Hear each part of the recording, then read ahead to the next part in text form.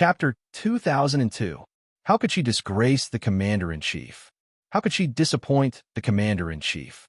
How could she disappoint her loved ones who cared about her? She lived for herself, but she also had to live for the people who cared about her and loved her. Living in this world, wasn't it all about fighting for one's dignity? She had lost so badly in her previous life, so she had to fight for her dignity in this life. She had to fight for all the dignity she had lost in her previous life. At the same time, she had to admit that it was because of her relationship with Captain Xia and Commander-in-Chief Xia that her mother's case could be brought up again. She didn't have to be angry because she was related. She should cherish it. Only when she knew how to cherish it would she know how important it was. She didn't get to where she was today because of connections. Just as Uncle Chun had said, if she didn't have enough ability, how could she have gotten Captain Xiao's attention? Her mother's case being taken seriously by the military commission was also related to her hard work. But before this, she really didn't think that she could wash away her mother's shame by making herself outstanding. Yi Qian smiled. Her fair face had this smile, like a white magnolia blooming in the spring rain. It had 9 petals and was as white as jade. Even if it was washed away, it was bright and beautiful. That was the smile of someone who had let go of all her worries. Her face was like a magnolia, and her breath was like an orchid. Seeing this, Principal Chin knew that she understood his intentions, so he easily changed the topic. Tomorrow is the 2nd day of the Lunar New Year. A few soldiers want to go into the city for a walk. Also, Regiment Commander Liu and Political Commissar Yin called this morning and arranged to have dinner together tomorrow night. We'll leave together tomorrow morning and have fun for the day. After knowing that the Military Commission for Discipline Inspection had set up a special investigation team to investigate her mother's death, Yi Jian was indeed relieved.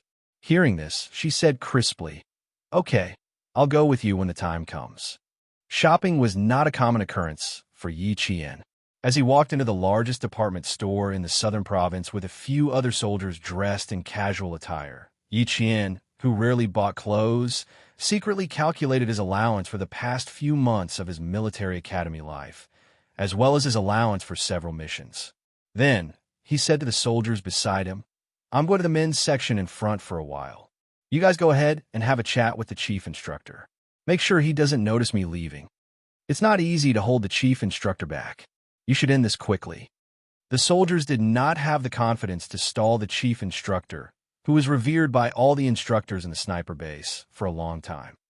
But since the female soldier had said so, they must do it. Yi Qian smiled and said, "Thank you." Then, while Principal Chun wasn't paying attention, he hurriedly walked towards a high-end menswear section. She wanted to buy a woolen sweater for Principal Chun, and the money in her card was almost enough. The shopping mall on the 2nd day of the Chinese New Year was very quiet. Since it was the beginning of the year, the staff warmly received Yi Qian. Judging from Yi Qian's clothing and purchasing ability, the staff recommended a thin woolen sweater that cost about 800 yuan. Yi Qian took a fancy to a very thick, navy blue woolen sweater that cost double the price. After looking at the size, he immediately took a larger size and said, "This one will do. Help me check the bill." A woolen sweater that cost about 1,600 yuan was considered expensive. Yi Qian himself did not have such an expensive piece of clothing. The military provided clothing for all seasons of the year, so there was really no need to buy such expensive clothing. The staff was naturally very happy and immediately brought Yi Qian to the cashier to settle the bill.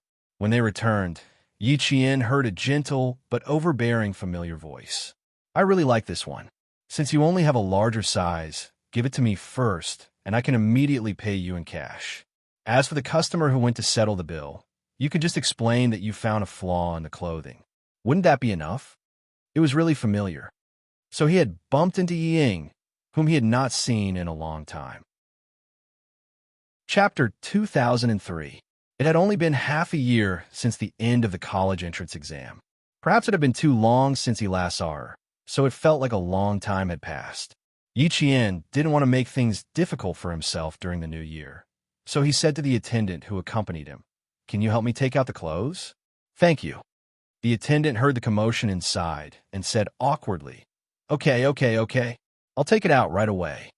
The attendant inside probably hadn't met such an unreasonable customer before.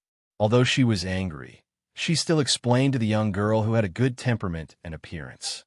They always talked about harmony brings wealth. Besides, it was their first order this year. Too Geely would make a fuss and ruin their year's fortune. Hello, I'm really sorry. This order is indeed booked. The customer just now checked that there was no problem before paying. We really can't do what you said. How about this? I'll recommend another one.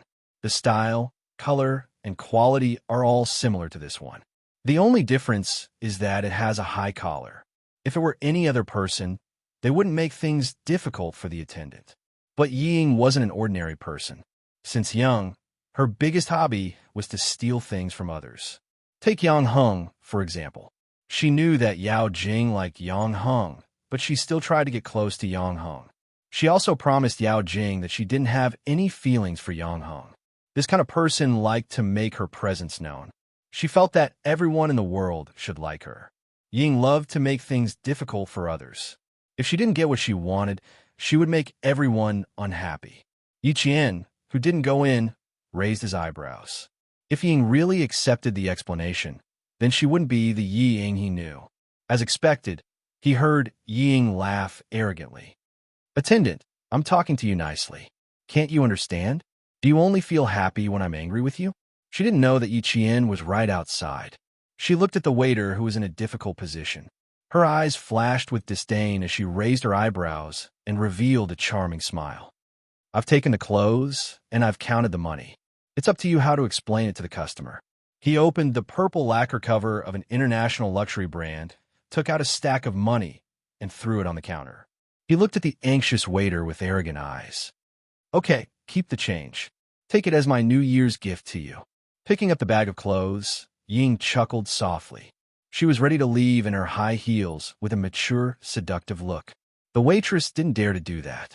She grabbed the money on the counter and hurried out of the counter. In a moment of desperation, she grabbed the shopping bag and begged with a smile, Miss, it's really right. Before he could finish his sentence, the furious Yi Ying twisted the bag and flung it at the waiter's face. It was like a slap to the waiter's face. The waiter who was slapped in the face was stunned. He covered his face and couldn't believe that he was slapped while he was just doing his job. Yi Ying didn't expect to fling the bag at the waiter's face. However, it was impossible for her to apologize to a waiter. She immediately said coldly, Why are you snatching it? The bag doesn't have eyes. Take your money. Chapter 2004. The waitress who came in to get the clothes saw the scene. Seeing her colleague being hit, her expression changed, and she rushed in to stop Yi Ying, who was about to leave. What right do you have to hit someone? You're not allowed to leave. Hit someone? Yi Qian's eyes darkened. After studying abroad for half a year, not only did Yi Ying not change her temper, she became even more arrogant. Still not going in, Yi Qian looked around and waved to a staff member who heard the commotion and came over. Someone inside said that someone was hit. Do you want to call security? She was not a busybody, but she was not so cold as to stand by and do nothing when she saw someone being hit. When the staff member heard that someone was being hit, he quickly ran to the store he was in charge of and probably called security. Ying thought that she had a good temper. Seeing that the waitress dared to stop her, she was angry and amused. With your attitude, I'm going to complain to your manager right now. I'm here to buy clothes, not to be bullied. What, I've already paid.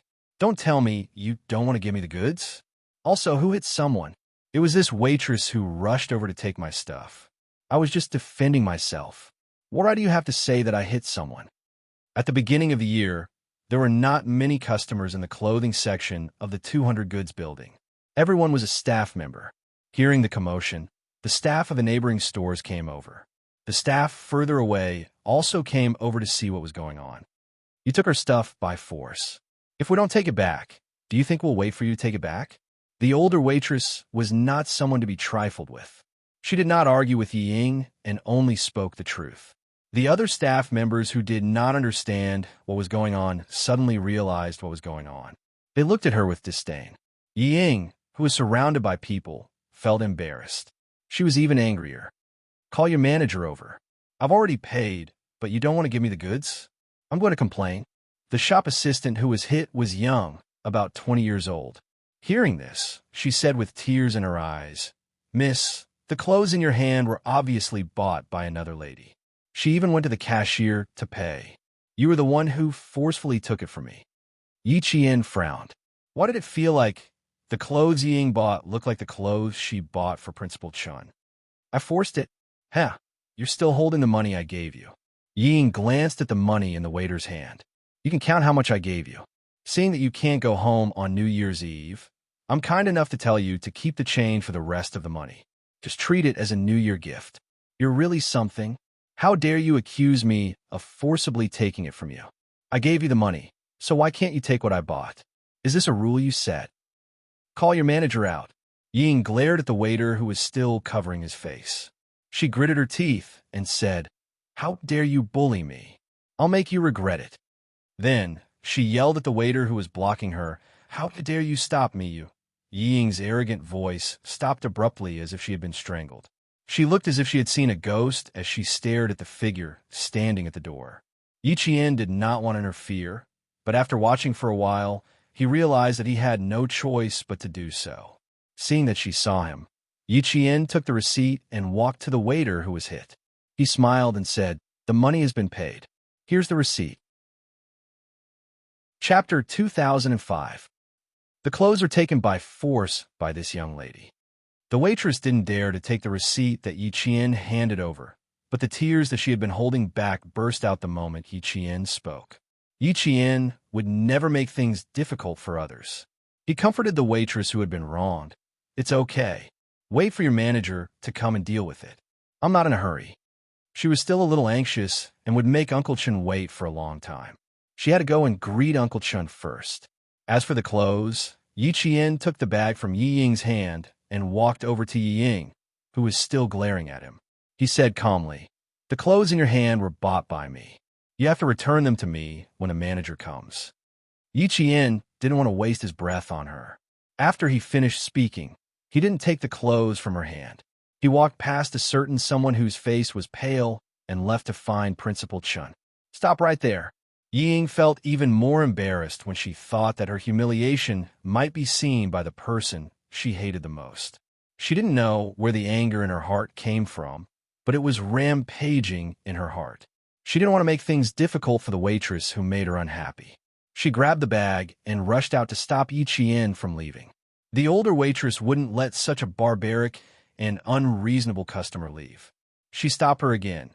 "Young lady who hit someone, you have to wait for our manager to come. Get out of my way, do you hear me?" Yi Ying, who lost her rationality every time she saw Yi Qian, wanted to throw the shopping bag in her hand again. Before she could do so, the older waitress shouted, "Someone hit someone! Someone hit someone! Quick, call the security guards." This shout made Yi Ying shiver. It also made her lose her rationality. She watched as Yi Qian left. She was so angry that she clutched the shopping bag tightly. She was so angry that she laughed coldly and said, Okay, I'll wait for your manager to come. This is your service? I really learned something new." If she really threw the shopping bag, everyone would think that she hit someone. As the daughter of a provincial official, she couldn't leave any evidence that could be used against her. Yi Qian, who always liked to see her make a fool of herself, was also here. She couldn't let her make a fool of herself. Yi Ying, who had always cherished her reputation, could only fiercely suppress the anger in her heart. With a ruthless gaze, she bit her lower lip and looked at the departing figure, feeling vexed. "I was indeed careless just now. I didn't control myself and accidentally hit the waiter's face. I don't know how much Yi Qian heard. Damn it, I made a fool of myself again." Yi Jifan had just parked the car when Sun Dongqing, who was about to get out of the car, received a call from her daughter. She said that she had been invited to the manager's office because she had bought a dress and paid for it, but the staff refused to let her leave.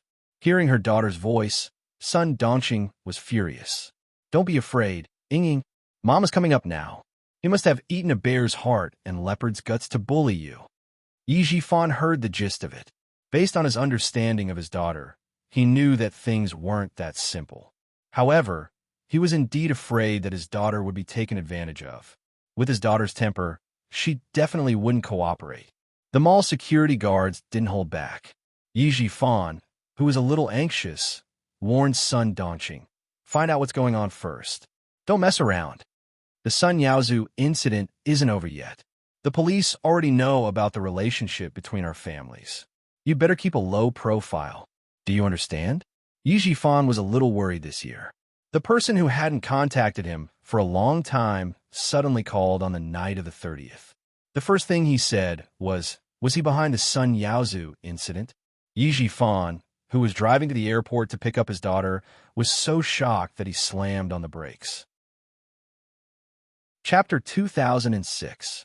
Luckily, there weren't any cars behind them, so it didn't cause a disaster. He didn't dare to pause and immediately replied, "I don't have a motive to kill him." He only said one sentence before the person hung up. He calmed himself down and checked his phone. Just like before, the number was no longer in service. With that person's call, Yi Jifan was still on tenterhooks. He was afraid that someone would tamper with his phone and put him on the list of suspects for Sun Yaozu's murder, causing that person to misunderstand. Sun Dongqing was honest when she heard that. She didn't dare to joke about her husband's future. She only nagged, "I don't know what kind of person you're receiving." He insisted that Ying come over to buy clothes during the new year. Don't she have enough clothes in her suitcase? They're all branded goods. They're beautiful and fashionable. What's wrong with that? This child is impatient. She insisted on coming over to give you a surprise. All right, I didn't receive the surprise, but I did receive the shock. Yi Jifan hated listening to her nagging the most. He heard her and said coldly, "What kind of person is he?" "He's an important person that your Sun family can never hope to be associated with in your lifetime." Important person? Sun Dongqing laughed disdainfully. What kind of important person had she not met? She had even met the leader of the southern province, and had even shaken hands with him. The deputy chief of staff is here with his wife. Do you think Ying needs to get a more dignified set of clothes? Yi Jifan's face was cold the entire time. He didn't even look at Sun Dongqing and treated her like air. He didn't know how his daughter was doing in France. None of the clothes in the suitcase were presentable. They looked like they were exposing her arms and legs. Yi Jifan's face turned uglier when he thought about those clothes. Sun Dongqing didn't care about her husband's attitude towards her. When she heard that, her eyes lit up. I know. You have to take it seriously. You have to take it seriously. Ying's wish was to enter the army so that she could teach that wretched girl, Yi Qian, a lesson. Now that she was in the way of such an important person, she had to take it seriously. If the wife of the deputy chief of staff, wasn't here, do you think I would have brought you out? Yi Jifan glanced at his wife, who was incapable of accomplishing anything but good at ruining things. He pressed his lips together and quickly stepped into the elevator. As the couple went upstairs, Yi Qian was also found by the mall staff. The staff member who had been beaten up was sobbing softly and hoped that Yi Qian could go to the office. Principal Chun, who was buying some snacks with a few soldiers at the supermarket, saw this and lightly patted Yi Qian's head. I really shouldn't have brought you out. We ran into trouble the moment we came out. You're willing to buy clothes that cost more than 1,000 yuan, but I'm not willing to wear them. Forget it. It's better to avoid unnecessary trouble. Give the clothes to that customer. Don't make things difficult for the waitress. If it were any other guest today, Yi Qian would definitely give in. But since it was Ying, she was embarrassed. She did not want to give in. She smiled and said, "Why don't you take a stroll with them? I'll be right back." Principal Chun didn't know who Yi Qian had bumped into. Yi Qian could handle this kind of small matter himself, so he didn't ask much. He waved his hand and asked her to leave with the staff. The staff member who had been beaten up kept saying thank you all the way. She was very grateful that Yi Qian was willing to stand up for her at this time. In the manager's office, Yi Jifan smiled generously. It's not a big deal. We didn't need to trouble the mall to step in. My daughter did accidentally hit the staff member just now. We should apologize. There's no need for the staff member to apologize. They're all young and impetuous girls. It's normal for them to quarrel. Chapter 2007. At this moment, Ying was no longer as arrogant as before. She sat obediently and was as quiet as a flower in a greenhouse. The drastic change made the older waiter dumbfounded. "Director Yi, you're too polite. It's all because of our poor management that your daughter was wronged. How about this? The clothes can be considered as an apology from our department store. Please accept it, Director Yi." How could the mall manager not know the director of the Provincial Construction Bureau? Sometimes, the mall needed the approval of the Provincial Construction Bureau to make changes. He didn't dare to offend such a big shot, so he could only let the staff suffer. He then said to the older staff, "Go back and explain to the customers. You're lucky to have met Director Yi today. If it were someone else, they wouldn't be so nice." Sun Dongqing, who remembered this, touched the woolen sweater that her daughter bought to show her filial piety. The quality and color were okay. It was enough to be used as an apology. However, her daughter's grievance couldn't be overturned because of sweater. "Manager, my husband thinks it's a small matter, but as her mother, I don't think it's a small matter. My daughter came here to spend money to buy clothes, not to be wronged. No apology? I won't accept it. Your two staff are so arrogant.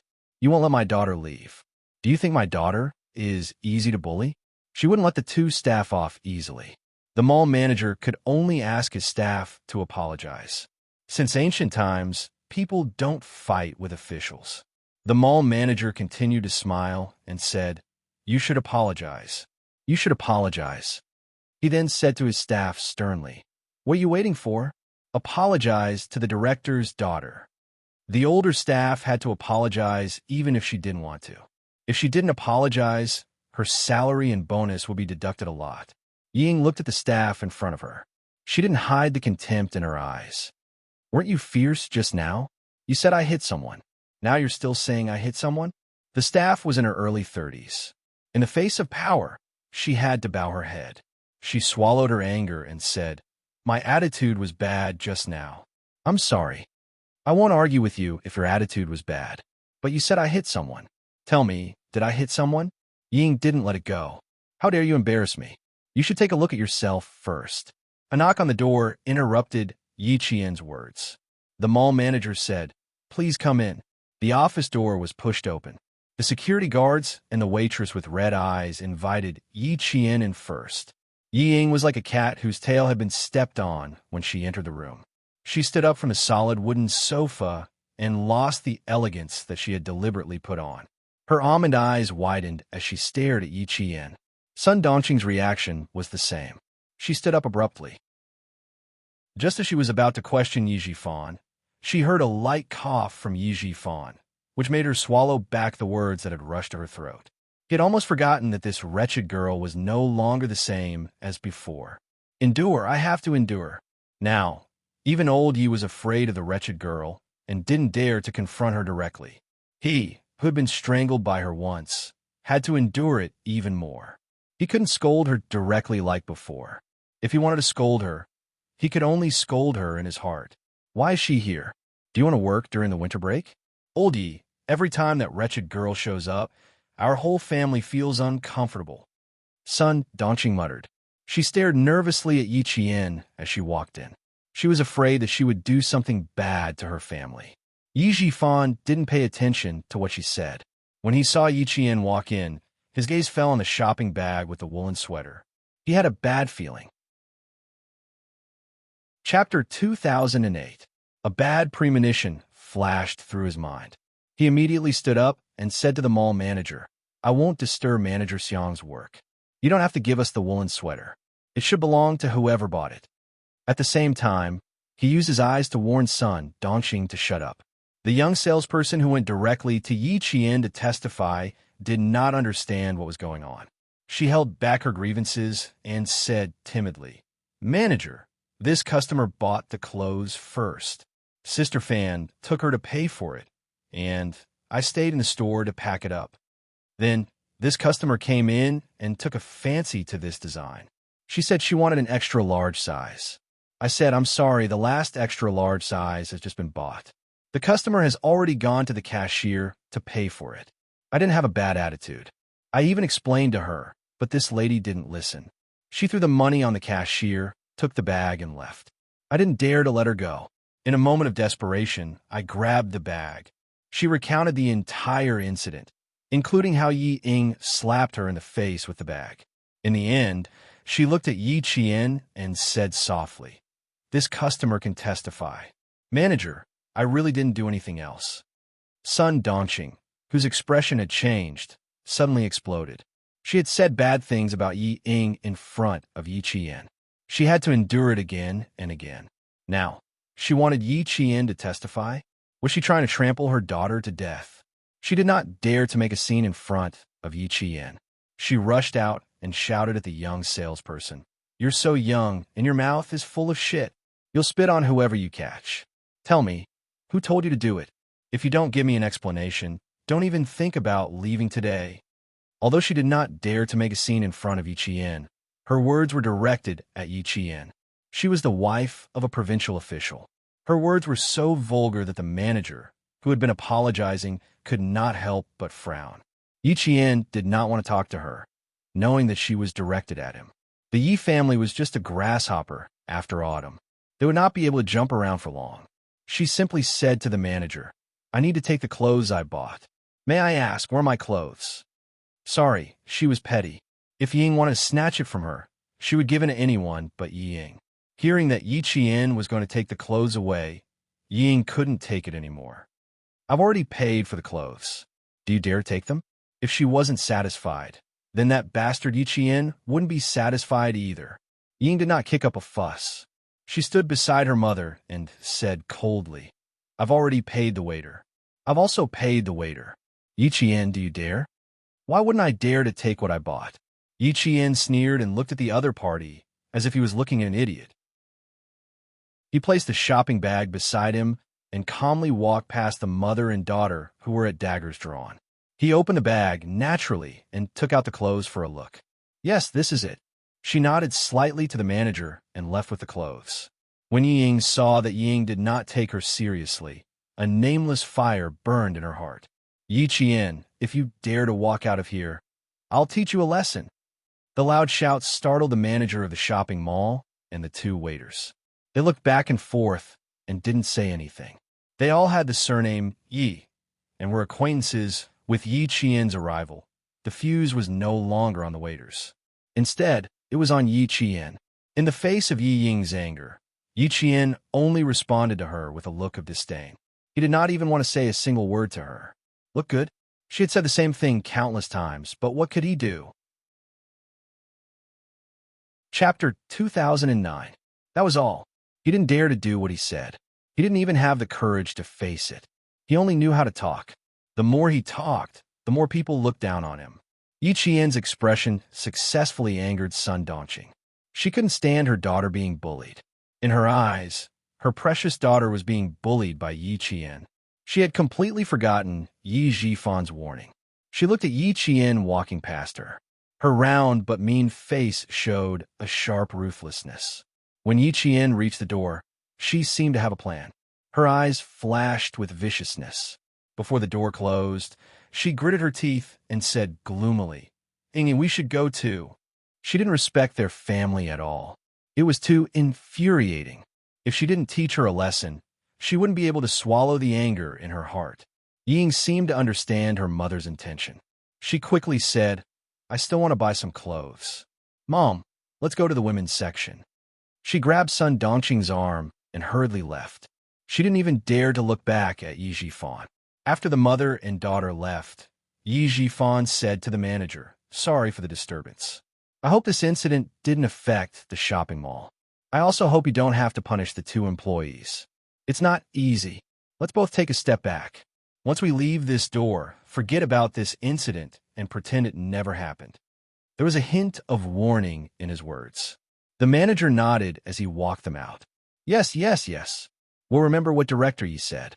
It's a small matter." Yi Jifan didn't want the manager to walk him out. He walked to the door and said, "You don't have to walk me out. I'll accompany the mother and daughter to walk around." The manager, who had cold sweat on his back, didn't dare to disobey, but he also didn't dare to not walk them out. He only said, "I'm going to mall to do something. It's on the way."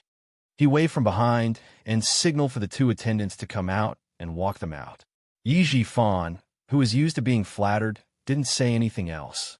He chatted with the manager about the people's livelihood and walked out together.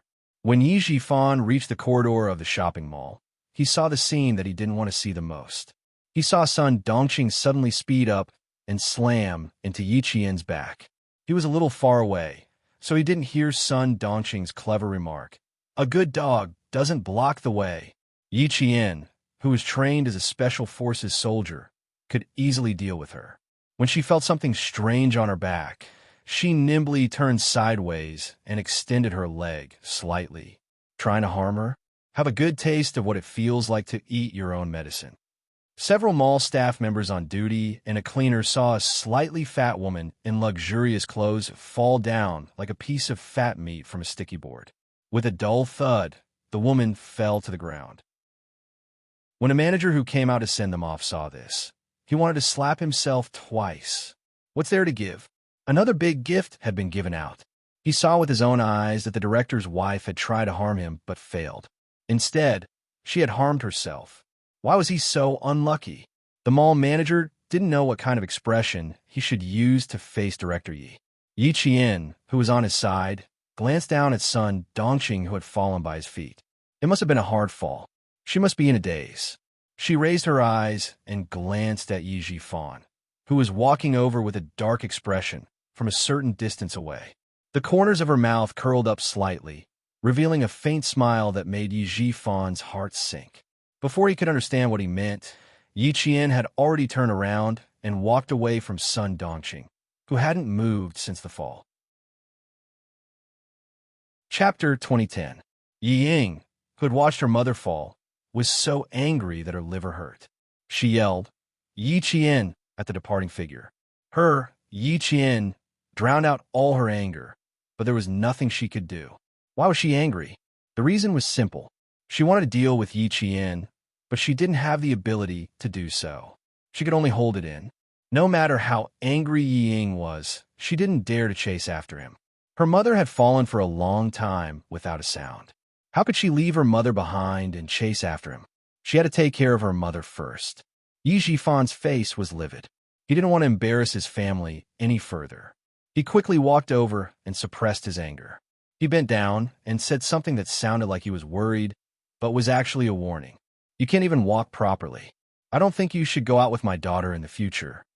The two waiters wanted to laugh, but when they saw the manager's panicked look, they quickly went over and pretended to be concerned. "Are you okay? Did you fall anywhere? Do we need to call an ambulance?" No.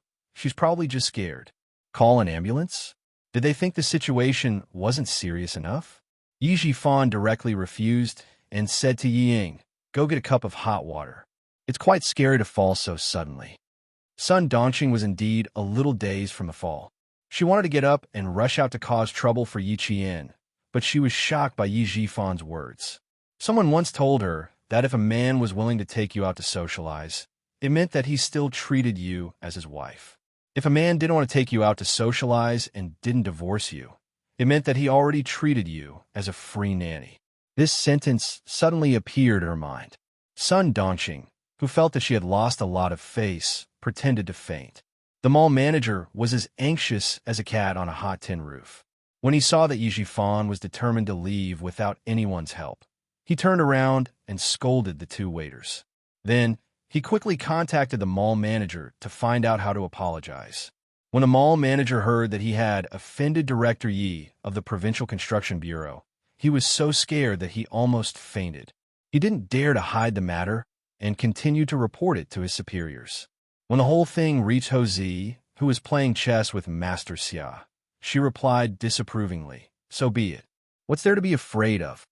Since the big boss had said so, the people below all heaved a sigh of relief. This matter had turned a page in the mall, and no one would mention it again. On the other hand, Yi Jifan went home and threw a tantrum for a long time. The mother and daughter were so scared that they sat on the sofa and hugged each other. If it weren't for the deputy chief of staff due's call, he would probably have scolded them for a few hours. "We're having dinner with the deputy chief of staff due tonight. If you two don't take your brains with you, Yi Ying, you could forget about entering the army for the rest of your life." Yi Jifan, who had been talking to Yi amiably a moment ago, immediately changed his expression after hanging up the phone. He scolded Yi Ying angrily. "This is your last chance. If you make another stupid mistake, you'll die because of your own stupidity. You can't blame anyone else." Yi Qian, who was not affected at all, had already checked into the Caesar Hotel with Principal Chun. His comrades who came out with him took a car back to the sniper base. Yi Qian still needed to have dinner with Commander Liu in Political Commissariat at night, and it might be a little late, so he could only go to the Caesar Hotel to rest for another night. At night, he took a taxi to the appointed place. Principal Chun looked at the lively restaurant and couldn't help but laugh. "This place is lively. I think only this place is lively." That's right. It's an old restaurant in the southern province. Their blood duck is the best. It's even been on the newspaper. Commander Liu and Political Commissar Yin must have booked it at least a month or two in advance. Yi Qian, who was in a good mood, replied with a smile. He was led by the waiter to the reserved room. Chapter 2011. At 7 o'clock in the evening, Lu Tuan and Commissar Yin arrived on time. They didn't drink, so they ordered a pot of bilyuakun and chatted happily while eating the restaurant's specialty spicy dishes. Yi Qian, who was originally in a good mood, was now a little down. Lu Tuan had already chosen to transfer. After all his work was handed over, he took off his military uniform and left. Commissar Yan's transfer order had already been issued before the new year. After the 15th day of the first month, he would be assigned to the Linchuan military district. This meal was actually a farewell meal. Yi Qian ate it a little tasteless. "The three of us have known each other for 10 years. When I was first transferred to Fujian Town, the person who received me was not the previous regiment commander, but Old Chun. At that time, Old Chun had only been in Fujian Town for 2 years. Lu Tuan sipped the fragrant hot tea. His face, which had already weathered the hardships of life, was filled with deep memories of the past. He sighed and said, "Time really flies. In the blink of an eye, 10 years have passed. Too fast, too fast. Now that I think about it, it seems like it was yesterday. Old Chun, you were wearing a set of old Chinese clothes and holding 2 textbooks in your hands. Your hair was still covered in dust when you hurriedly appeared in front of me. You immediately apologized and said that you forgot the time in class. At that time, I was extremely puzzled. I thought that the army should have sent a soldier to bring me into the mountains. Who knew that a teacher would come? Fujian Town High School was the oil depot transfer point for the logistics of fuel supply from the north to the south. Its importance was self-evident. As the guard of the oil depot, Principal Chin naturally needed to meet the newly appointed regiment commander immediately. At that time, a teacher had something to do and asked for leave. He took over the class. When he arrived, Regiment Commander Liu had already arrived. Recalling the past, Principal Chun sighed and said, "Yes, not long after I picked you up, Old Yin also arrived. I still remember that the two of you always had different opinions on how to manage the army. As a teacher, I had to run into the mountains every few days to adjust. After about half a year, the two of you should take a break. And Uncle Jin, he also often advised the two of you. There was a time when he got angry. At that time, Uncle happened to be teaching the new recruits how to use guns. When he heard that the two of you were making trouble again, he immediately carried a Type 81 automatic rifle and rushed in. He put the gun on the table and said angrily, 'Do you two have to make trouble until one of you has to be killed? All right, I'll grant you your wish. Rock, paper, scissors. We'll decide the winner in 1 round.' The past was still vivid in his mind, but Uncle Jin, who had taught them a lesson, had already passed away. Lu Tuan, who came from the Lust Plateau and had a body of iron and steel, wiped the tears from the corners of his eyes. He sighed heavily, and there was a deep sense of melancholy. He forced a smile on his face and continued Principal Chen's words. Later, I told Old Yin that a first-class soldier, Zhang Chongwei, was indeed different from normal people. He even played rock, scissors, and paper, treating us like 3-year-olds. Old Yin replied coldly. In his eyes, "Aren't you and I just 3-year-old children?" I was happy when I heard that. After that, I never argued with Old Yin again. Even if there was a dispute, it would be silently resolved behind the back of the cadre. I'm a northerner. I'm rough and straightforward. Old Yin is a southerner. He's meticulous and annoying when he talks in a roundabout way. Ha ha. At that time, we were so annoyed that I couldn't wait to go to the military and argue with him. I wanted to transfer him away so that he wouldn't be a hindrance in front of me. Political Commissar Yan's eyes were also a bit wet. When he lowered his head to drink tea, he secretly raised his hand to wipe the corners of his eyes. Then, he looked at Commander Liu with a face of disgust. Same to you. At that time, I thought that if I didn't get rid of a rough person like you who came from God knows where, my surname wouldn't be Yin. Chapter 2012. In the end, Uncle Jin threw the gun in front of me. I was terrified. I immediately apologized to him and promised that I wouldn't make a fuss again. Young and hot-blooded, young and hot-blooded. Suddenly, the topic turned to Yi Qian. If we were as old as you back then, we wouldn't have argued for half a year. We wouldn't have troubled Uncle Jin and Old Shun to worry about us from time to time. Yi Jian, who had been quietly watching them reminisce about the past, sniffed lightly and said softly with some sadness, "It's because of your education that I'm more mature. If it weren't for your guidance, there wouldn't be the Yi girl today." Your nose is blocked. Are you crying? Political Commissar Yin quickly picked up a piece of bloody duck and placed it in Yi Qian's bowl.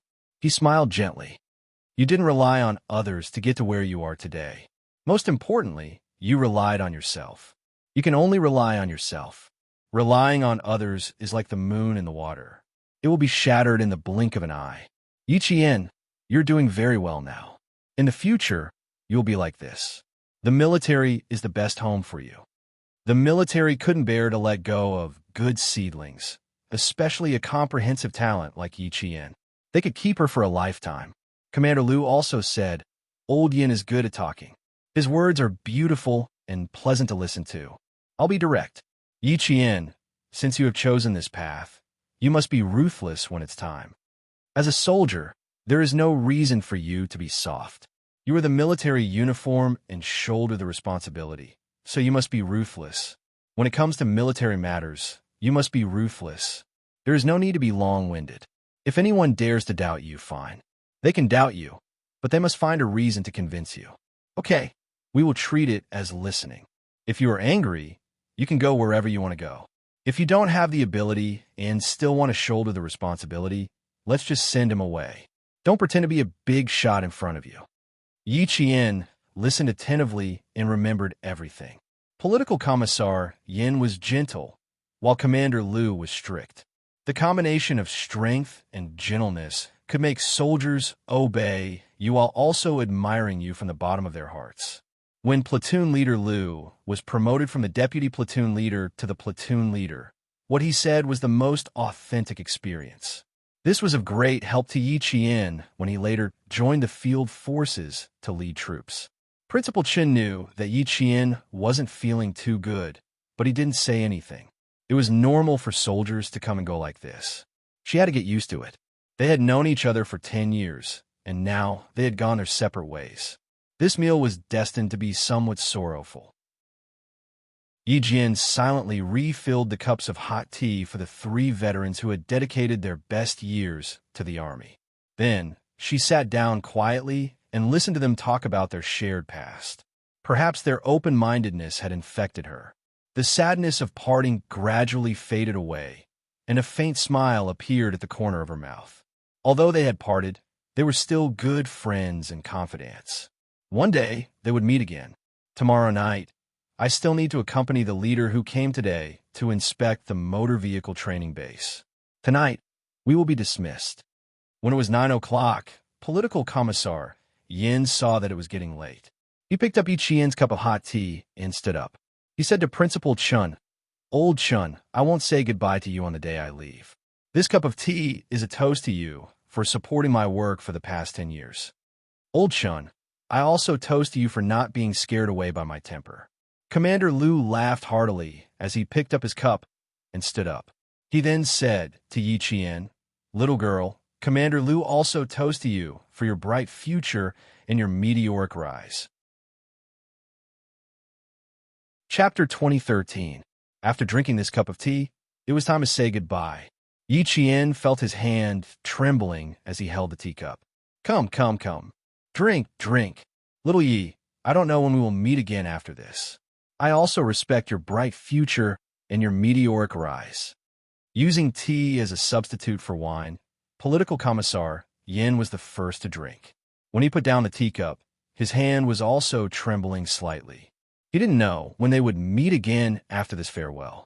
How could he not be sad? Seeing his old partner turn his head to wipe his tears again, Commander Liu patted his shoulder hard and joked, "Every time we send off the retired soldiers, you cry the most. You make me cry with you. Otherwise, I'm afraid I'll be scolded for being cold-blooded.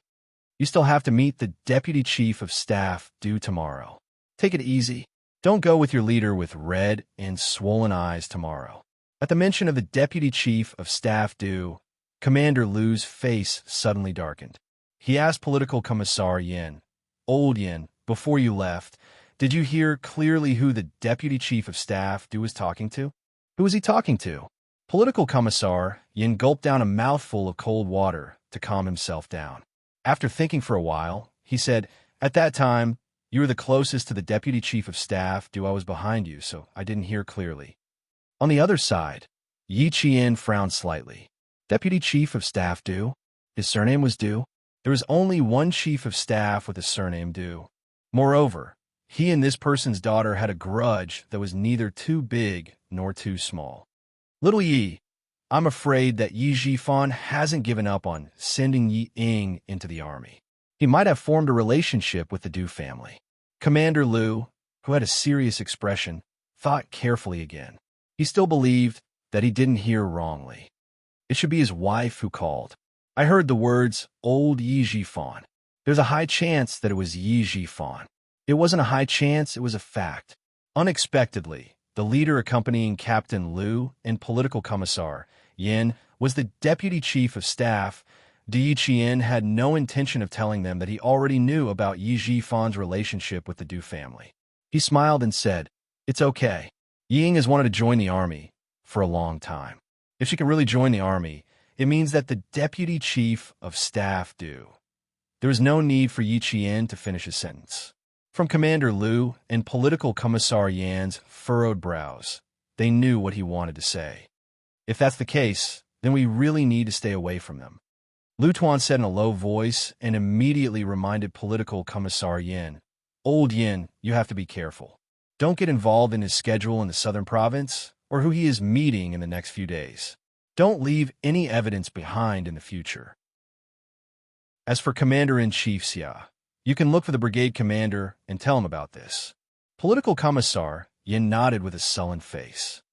"I'll keep an eye on it. It's really shameful that a person who has heart disease and framed his classmates can still enter the army. Remember it in your heart, but don't show it on your face."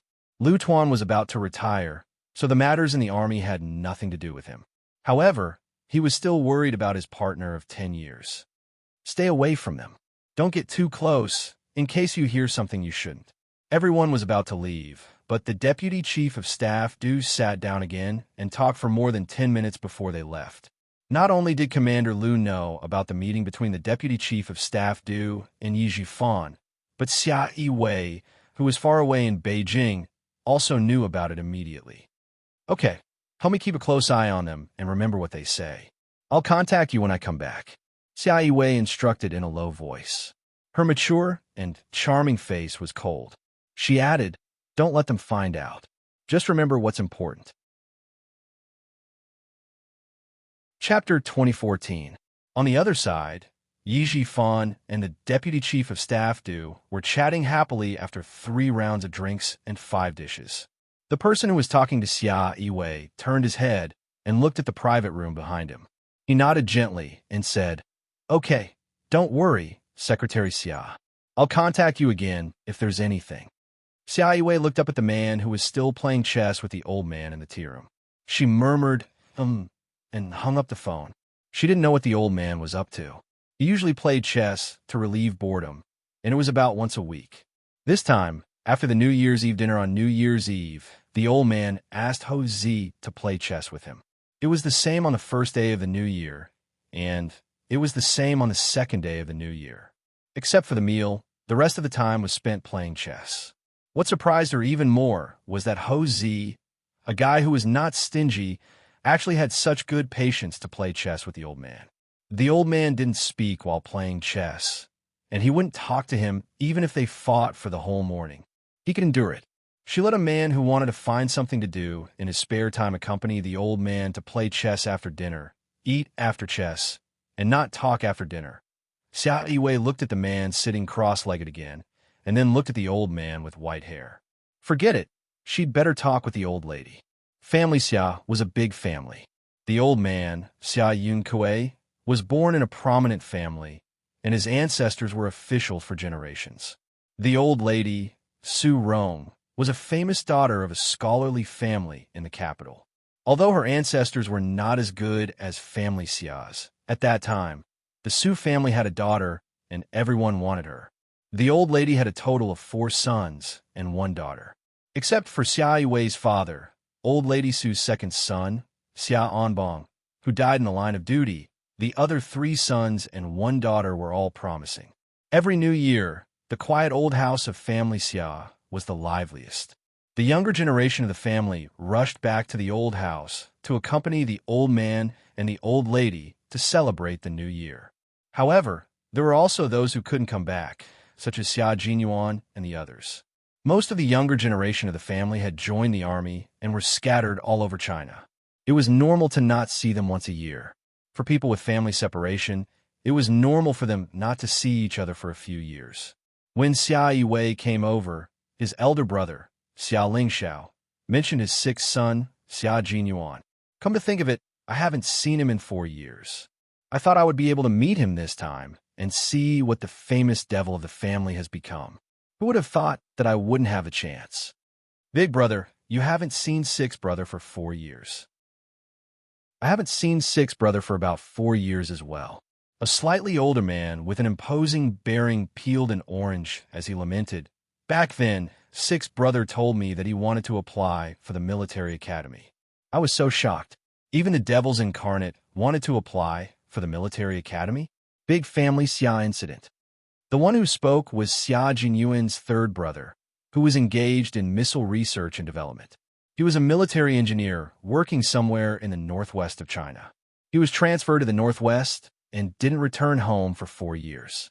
He didn't even call home for 4 years. It wasn't until a certain missile was successfully developed and mass-produced that he got a 1-month leave to visit his family. Xia Jinyuan's eldest brother had also joined the army. He was the eldest son of his uncle, Xia Onghua. He was 41 years old this year and was now brigade commander. Unlike the eldest son of the deputy chief of staff Du Kaiwei, the 4th son of the family Xia Yiwei's elder brother, Xia Yuzheng, was 36 years old this year. He was also serving in a brigade in the Nangguang military region. He was also a regiment commander, but his military rank was 1 level higher than Du Kaiwei's. He was a colonel. Fortunately, they all wore casual clothes during the new year. Otherwise, it would be scary to see a room full of military uniforms and military ranks. Chapter 2015. Xia Yiwei came in and was welcomed by everyone. They all asked her to sit down quickly. Come Yiwei, sit next to Big Brother. How can Yiwei sit still? She's afraid that old master will make things difficult for her boyfriend. Xia Junbai, the cousin of family Xia's ancestral home, teased. He was here to pay a New Year's visit. He was the vice captain of a certain warship and was the only Navy member in the entire family Xia. Xia Yiwei was the only daughter of the Xia family, and she was not young anymore. Yet, she only brought home a boyfriend with a devilish aura this year. Old Mr. Xia was very worried and had to test him. I'm not afraid that old master will make things difficult for him. I'm just worried that he will make old master upset. It's a new year. I don't want him to make things difficult for the family. Xia Yiwei saw that old madam and Aunt Xia Sujuan were not around. She sat down and asked, "Where are old madam and aunt?" In the flower room, Annie Xiu said that the hexagonal red flower had bloomed. Old madam happily pulled my mother over. I have to thank the camellias for blooming in time, allowing me to be free for a while. A girl who was about 23 or 24 years old said with a smile as she winked at Xia Yiwei, as if she was trying to convey a message. A handsome young man sitting next to her raised his hand and gave her a light smack on the head. He smiled and said, "Behave yourself. If Mom doesn't see you when she comes back, she'll have a hard time." The man's words filled the room with laughter. Old Master Xia had 4 sons and 1 daughter. He didn't have many grandsons, granddaughters, and maternal grandsons. There were only 9 of them in total. He had 6 grandchildren. Xia Jinyuan was the youngest, and his grandson, Zhou Yiqin, was not included. He only had 1 granddaughter, Xia Yiwei, and 1 granddaughter, Zhou Yijin. This year, when they returned to the ancestral home for the new year, except for Xia Jinyuan and Xia Yujing, the rest of the grandchildren gathered together. It was very lively. Zhou Yijin, who had been knocked on the head by her older brother, glared at them in dissatisfaction. She snorted and ate the melon seeds even faster. "You, don't go out and cause trouble for your mother." That dude Jiai only said a few words about others. "What are you angry about? You've been angry from the eve of the Lunar New Year to the 2nd day of the Lunar New Year. You're really petty." Zhou Yiqin bluntly exposed his sister's shortcomings in front of his cousins. He was a teacher in the command school and had an elegant temperament. When he spoke, he was neither hurried nor slow and had a sense of rhythm. "Don't you already know what kind of person she is? What's wrong with letting her say a few words? It's not your business anyway." "How is it not my business? She insulted my good friend, Wei Jiayue. How can I not be angry? That treacherous, cunning, hypocritical, pretentious, and hateful woman. Just looking at her makes me sick." After saying that, she even made a gesture of vomiting. Her girlish behavior made Xia Yiwei and the others not know whether to laugh or cry. Among the siblings, Zhou Yijin was actually the youngest. At that time, no matter how much of a jerk Xia Jinyuan was, he had never bullied her. When she graduated from university at the age of 22, she signed up for the army behind her aunt's back. She did not rely on her family's connections and was assigned to the Nangguang military region with her good friend, Wei Jiayue. She entered the telephone company, and Wei Jiayue entered the arts regiment. They knew the relationship between family Xia and the Du family. Now that Du Jiai was mentioned, they naturally helped Zhou Yijin.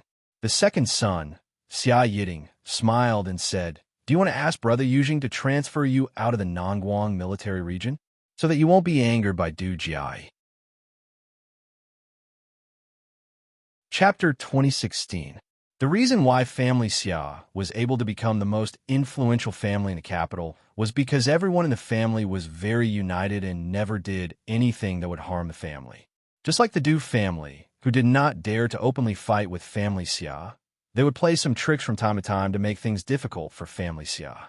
However, those little tricks were all unpresentable. No wonder family Xia looked down on them. Although Zhou Yijin's surname was Zhou, half of her blood came from family Xia.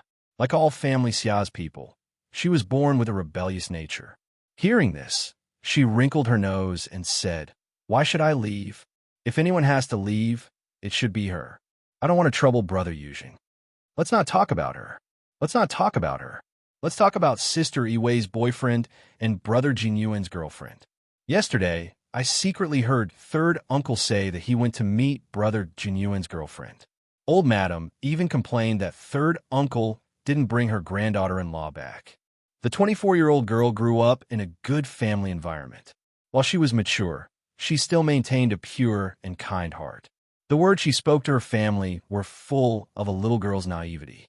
Xia Yiwei picked up an orange from the fruit plate on the coffee table and threw it into her arms with a smile. "What do you want to know? Did the little girl also fall in love with him? Do you want to bring a boyfriend home for us to meet?" "Sister Yiwei, you are my target." Zhou Yijin, who caught the orange quickly, raised her eyebrows playfully. She waved the yellow fruit in her hand and smiled brightly. "When the time comes, I would like to ask Sister Yiwei how to be single for so many years." "How dare you make fun of your sister, Yiwei? You really need to be taught a lesson." Jin, it's not that scary to piss off your mother. It's scary to piss off Queen Wei." Zhou Yijin returned a look that said, "I'm not afraid." Then, she immediately stood up and handed the cut orange to Xia Yiwei. She held Xia Yiwei's arm and smiled sweetly. Sister Yiwei, tell me about Brother Jinyuan's girlfriend. Third uncle must be very satisfied with her. Otherwise, how could he tell old madam that it's better to wait for sixth brother to come back and not scare her away? Everyone was interested in sixth brother Xia Jinyuan's girlfriend. As the only one who knew a little about it, Xia Yiwei became the focus of attention. Xia Yiwei, who was elegantly tidying her hair, looked at the burning gazes. She curved her lips slightly, revealing an intellectual and dignified smile. You're a pretty good girl, Yi. If I hand you over to sixth brother's girlfriend, you'll be reborn within 3 months and become the pride of your parents. The eldest brother, Xia Lingxiao, was rather interested. Originally, he only wanted to know if the relationship between the two of them was okay. Now that he heard the arrogant Xia Yiwei praising Yi Jian, Xia Lingxiao was interested in Yi Jian herself. What kind of girl is she? Xia Yiwei didn't mind putting in a few good words for Yi Qian in front of his family. It didn't matter whether he said it or not. As long as they met Yi Qian, especially his brothers who were soldiers, they would definitely admire Yi Qian. A girl who can catch sixth brother's eye. Brother, what do you think? She's a very good girl. She's skilled, talented, and beautiful. She's talented, beautiful, and skilled. Sixth brother has good taste. You got a treasure. This was a very high evaluation. The men of family Xia sat up slightly. As the eldest brother, Xia Lingxiao smiled and said, Our queen of family Xia has never praised another person of the same gender. It seems that sixth brother's girlfriend is really good. Chapter 2017. Xia Yiwei liked Yi Qian's unpretentious personality. When asked by his family, he always gave her high praise. He nodded affirmatively and answered the most authoritative elder brother of his generation. Yes, she's not bad. You'll know when old six brings her back. Zhou Yijin was shocked. No way. She's younger than me. And she's a military school student. If she's coming over, shouldn't I stay away from her? I'll find a way to catch you and make you learn from old six girlfriend, Zhou Yijin said with a smile. His elegant voice was filled with savagery. You'll be so ashamed that you'll wish you were human again. The conversation between the two siblings made everyone laugh. The servants in the old mansion heard their master's laughter and couldn't help but smile. When Yi Qian returned to the hotel, he was called over by Principal Chen for a talk. Seeing Principal Chen's serious expression, Yi Qian felt a little scared. Just now, Lu Tuan mentioned that Yi Zhifan has a relationship with the Deputy Chief of Staff Du Little Yi. You seem to have known about this for a long time. When did you find out? Principal Chen asked as he sat on the sofa. His voice was very deep, which made Yi Qian's heart beat faster. She didn't know when she had angered Principal Chen, but after thinking about it, it didn't seem to be the case. In the hospital, Captain Xia had told him to keep this from Yi Qian for the time being. Even the fact that Yi Zhifan had a relationship with the Deputy Chief of Staff, Du, was not to be mentioned to her. However, Little Yi didn't seem surprised. Instead, she seemed to understand. It was enough to show that she already knew, but it couldn't have been Captain Xia who told her. So that's what happened. Yi Qian pursed her lips slightly. After thinking for a while, she told him everything that happened in the mall today. When I left, Sun Dongqing told me that I wouldn't be happy for long. Once he enters the army, I'll suffer. So, when Lu Tuan mentioned that Yi Zhifan had a relationship with the Deputy Chief of Staff Du, I wasn't surprised. Fortunately, she met Yi Zhifan and his group in the morning. Otherwise, she really couldn't explain why she wasn't surprised. It was actually something she knew in her previous life. Principal Chen nodded slightly at her explanation. I see. That makes sense. Since you already know, there are some things that I don't have to hide from you anymore. Principal Chen told Yi Qian everything that he had discussed with Xia Jinyuan at the hospital that day. After Chief Kai went to the University of Science and Technology of China to look for Yi Qian and deal with Sun Yaozu, Yi Qian already knew everything that Xia Jinyuan wanted to hide. The only thing she didn't know was that Yi Zhifan had a relationship with the Deputy Chief of Staff Du, because he had saved the Deputy Chief of Staff Du's son. Captain Xia suspects that the two parties are in cahoots. The first is to deal with you, and the second is to deal with the Xia family. He was afraid that you would think too much, so he only mentioned it to me.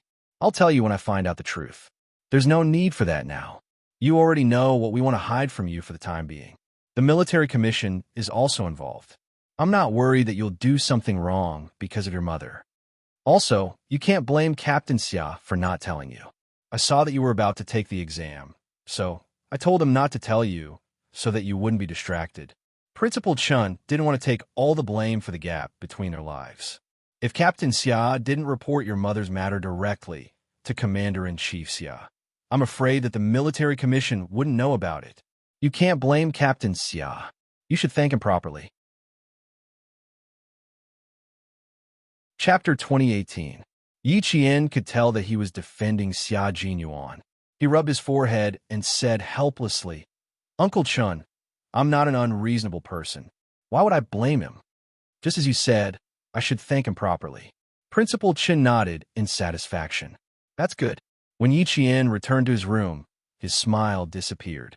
His picturesque eyes revealed a sword-like coldness. Ying had saved her life. It seemed that Ying might really enter the army. She only hoped that the military commission would act as soon as possible and cut off Yi Jifan's career. That way, even if Ying entered the army, she would still be the daughter of a guilty official. Although she didn't want to see Ying enter the army, the Du family and family Xia had different political views. If the deputy chief of staff Du really sent Ying, who had a heart condition and a tainted record, to the army, wouldn't that be a weakness? She needed to inform Captain Xia. If Captain Xia didn't return by then, she could directly inform the commander-in-chief. At this time, Yi Jifan, who was feeling proud of his success, didn't know that he was being targeted. He was happy that he made friends with the deputy chief of staff Du's family. He was even happier when he saw the deputy chief of staff Du's wife holding his daughter Yi Ying's hand from time to time. Director Yi is so lucky to have such a beautiful and obedient daughter. The deputy chief of staff Du had always respected his wife. To put it bluntly, he was afraid of his wife. Seeing that his wife liked the little girl, he smiled and said, I have a younger daughter. She's 4 years older than Director Ye's daughter. She's also very obedient. When she enters the army, the two of them will definitely have many things to talk about.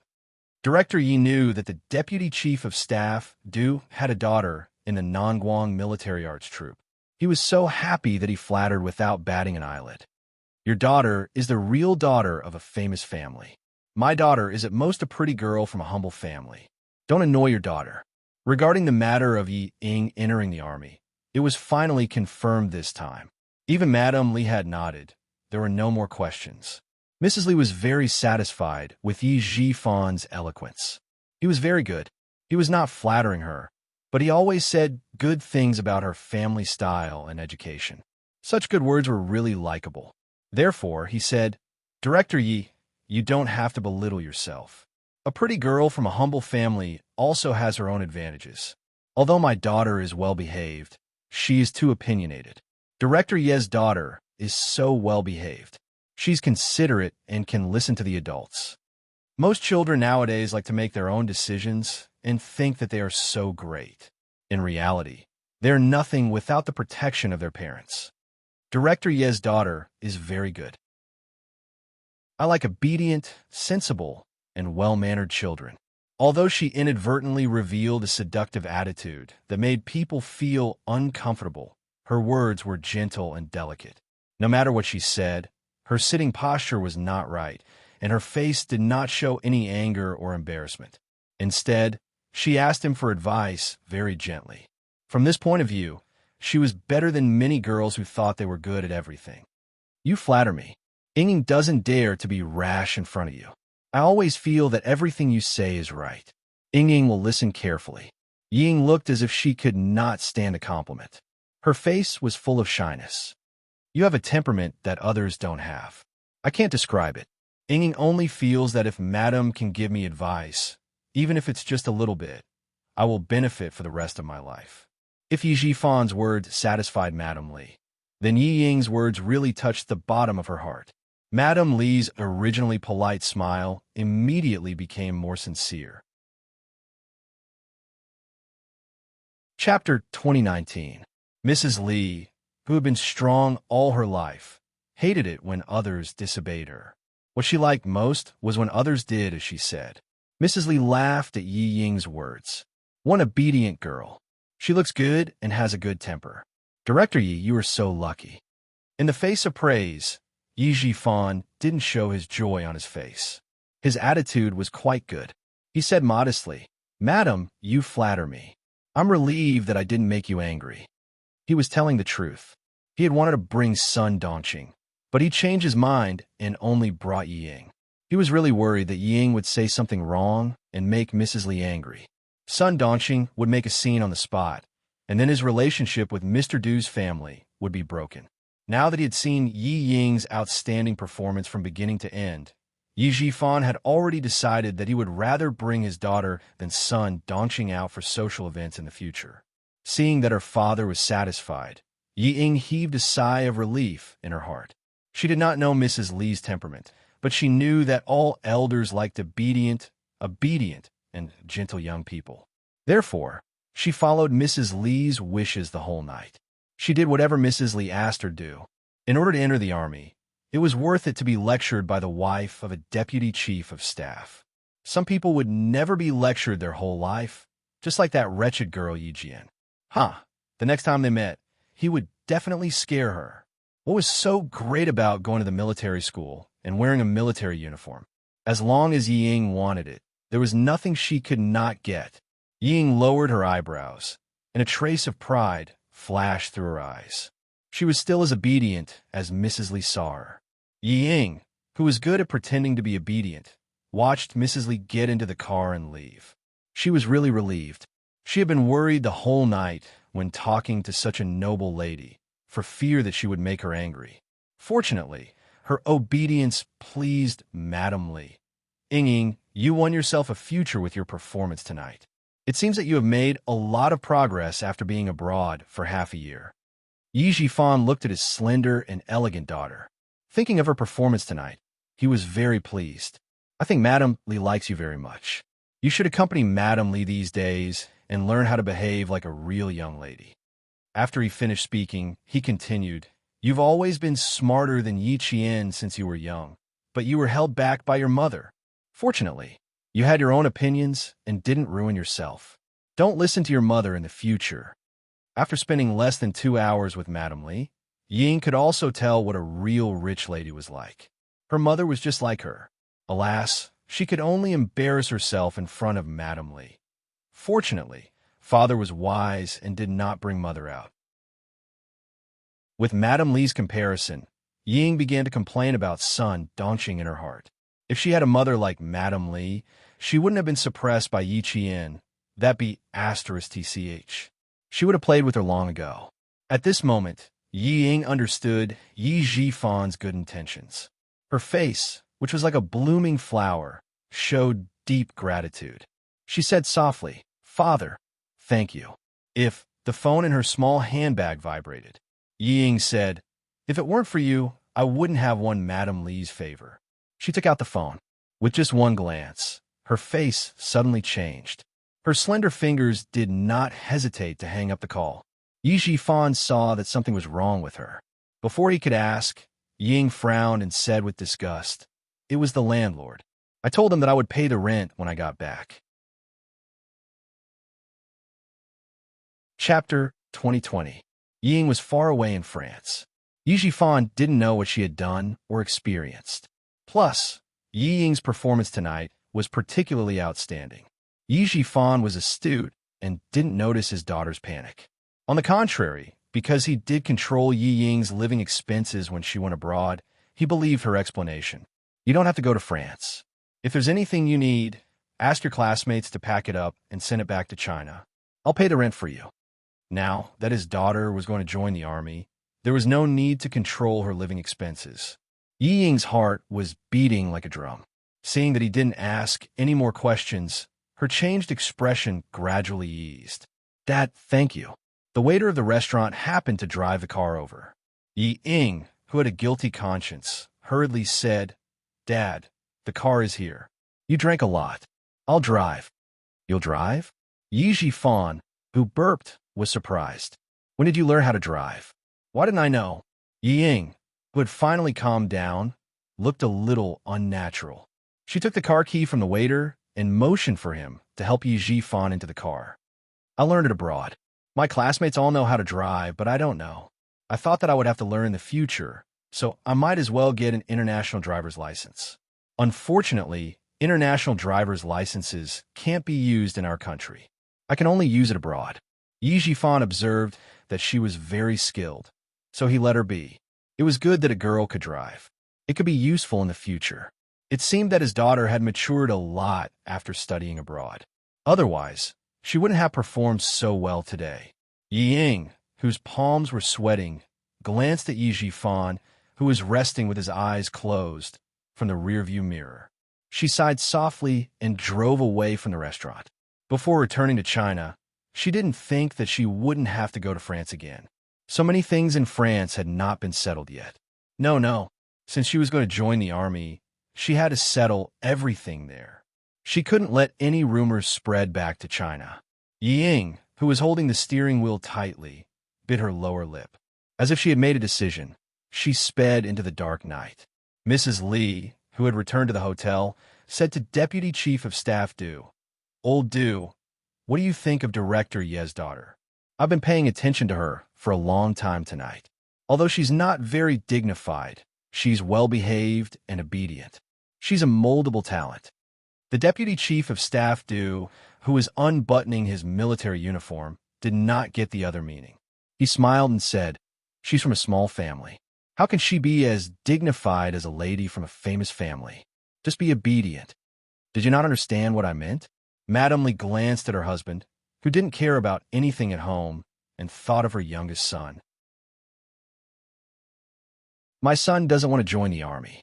He only wants to go into politics with your elder brother. There's no problem in going into politics, but he needs a capable family and a good wife. I've seen Director Ye's resume. He's an honest official with outstanding performance. He's been promoted all the way to his current position. He only has one daughter. If we give him some other information, he'll definitely be happy. The Deputy Chief of Staff finally understood. He frowned and pondered for a while. Then he shook his head and said, "Let's wait and see. I feel that Yi Jifan is very scheming. If it weren't for the fact that he did save Kai Wei, I wouldn't have associated with this kind of person. As for his daughter, you can wait and see. With our family background, we don't have to worry about not being able to find a good daughter-in-law. The director's daughter's family background is still a little low. When you married me, you suffered so much. Now that I think about it, I feel that I've wronged you." Chapter 2021. The Deputy Chief of Staff Du, who was born into a family of workers and farmers, was most grateful to his wife. It could be said that without his wife, the Du family would not have the status it had today. Therefore, although he did not care about the family affairs, he respected Mrs. Li. Now that he was living a good life, he still felt that he had wronged his wife when he was a poor man. He gently put his arm around his wife's shoulder and sighed. "Let our son marry the daughter of a small director. Don't make him feel wronged. If you really think his daughter is good, you can continue to observe her. I haven't talked to his daughter before, but I feel that although the girl is very obedient, there is always a seductive look in her eyes. She doesn't look very dignified." Mrs. Li also noticed it. She pursed her lips and thought for a while with a serious expression. After a while, she said, "Observe her for a while. It's not confirmed yet. Girls who were not dignified and seductive were usually not suitable to stay at home, let alone put their thoughts on the family. Rest early. You have an inspection tomorrow. I'll let Director Ye's daughter accompany me around and observe her carefully. If she's really good, I can consider her as my son's daughter-in-law. Anyway, my son is still young, so I'll slowly choose from the girls I like." Mrs. Li, who was old and tired, yawned. Seeing her husband turn on the TV, she casually picked up a black leather menu on the bedside table. She glanced at it and saw that there was wild ginseng chicken soup. She asked the front desk to send it up. As the top 5-star hotel in the southern province, the Caesar Hotel always prepared the ginseng chicken soup for the guest who stayed in the presidential suite.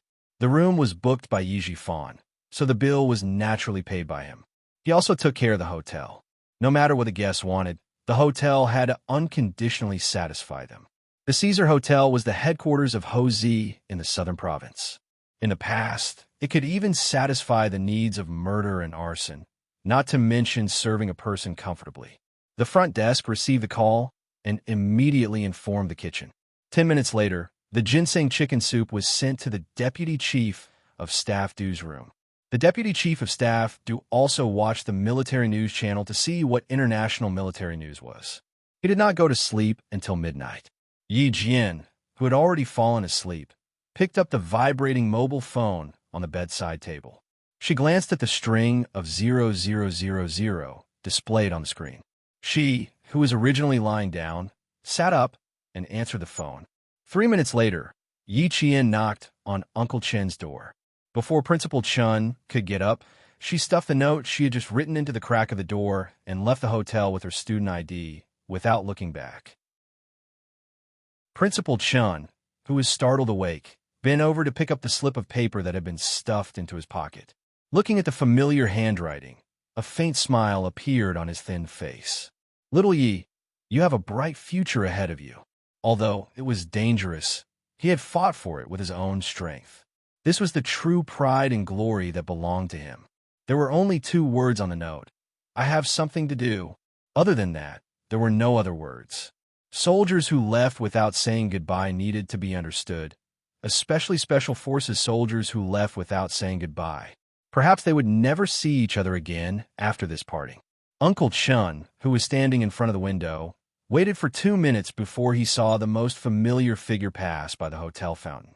She was dressed casually and fearlessly walked into the long night. There was news from abroad that an engineering team from their country had been robbed. Most importantly, this engineering team was sent by the Military Research Institute. They had a lot of confidential information. Once the information was leaked, it would cause a huge storm.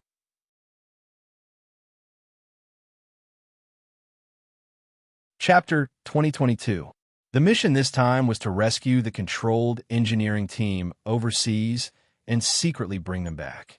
Yi Qian needed to meet up with Pigeon and the others before setting off together.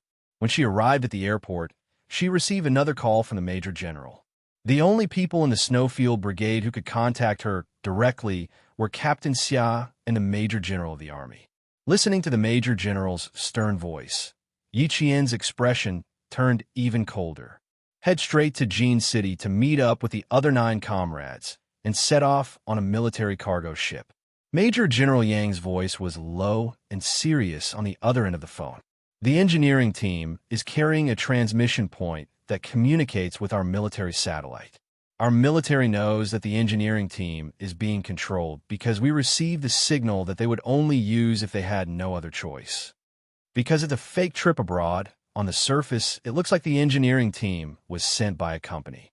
The controlling party doesn't know that our country already knows.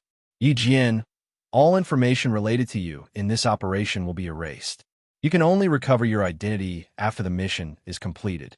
The Major General paused slightly and asked Yi Qian, do you know what it means to erase all information? I do. Yi Qian answered in a low and cold voice. Including my school record, all personal information related to me will be erased. I will no longer be a legal citizen of our country. I will no longer exist. That's a very comprehensive understanding. There's more important information that will be told to you when you meet up with your comrades.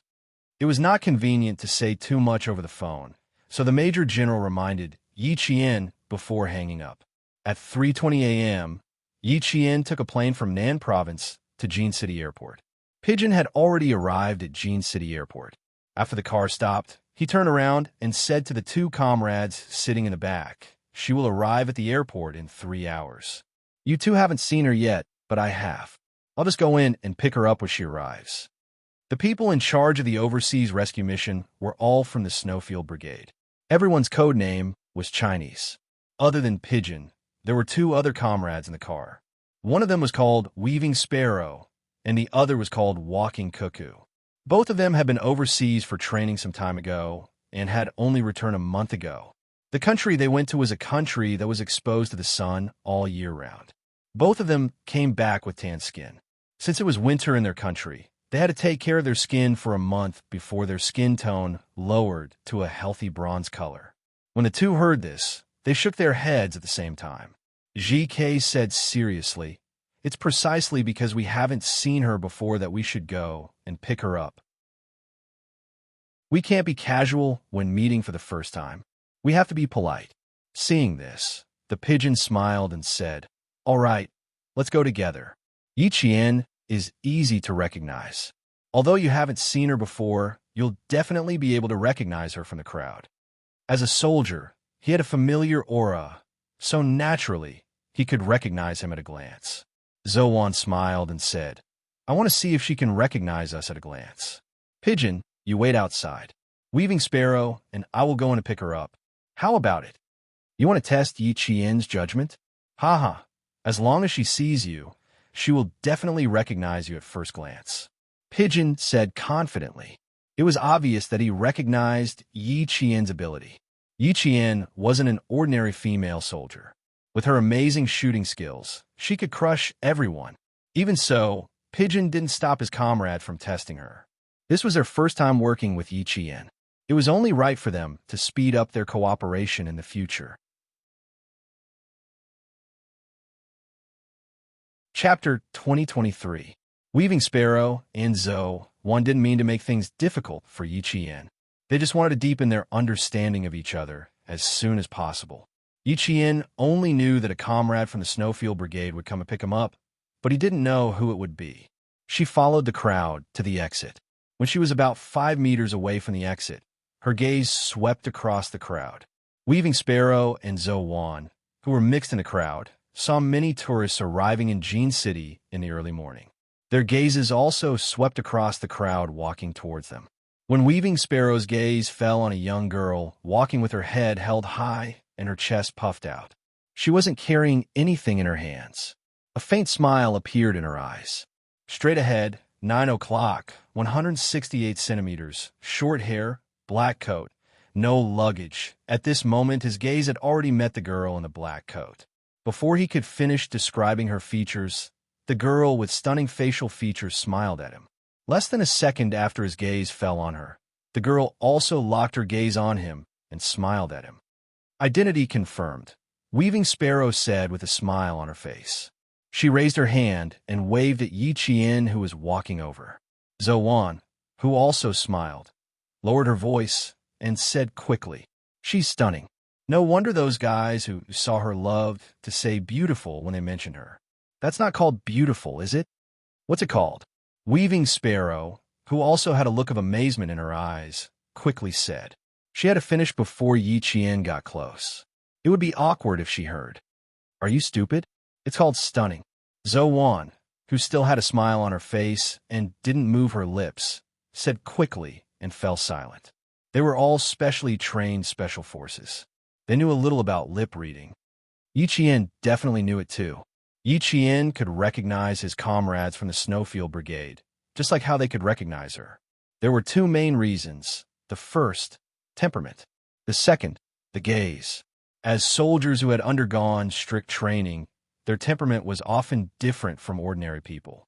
Yi Qian could see the sharpness in the eyes of the two people in casual clothes. Yi Qian, who was smiling at them, quickened his pace and walked over. Weaving Sparrow was a southerner, while Zowan was a northerner. If they hadn't introduced themselves, Yi Qian wouldn't have been able to tell that one was a northerner and the other a southerner. Their physiques and heights were about the same, and they didn't have any local accents. It was indeed hard to tell. As the scout, Sparrow Weaver introduced herself and quickly explained why they had come pick her up. "Pigeon told us that you would definitely recognize us at a glance. I thought you would definitely recognize us, but it would take at least a few seconds.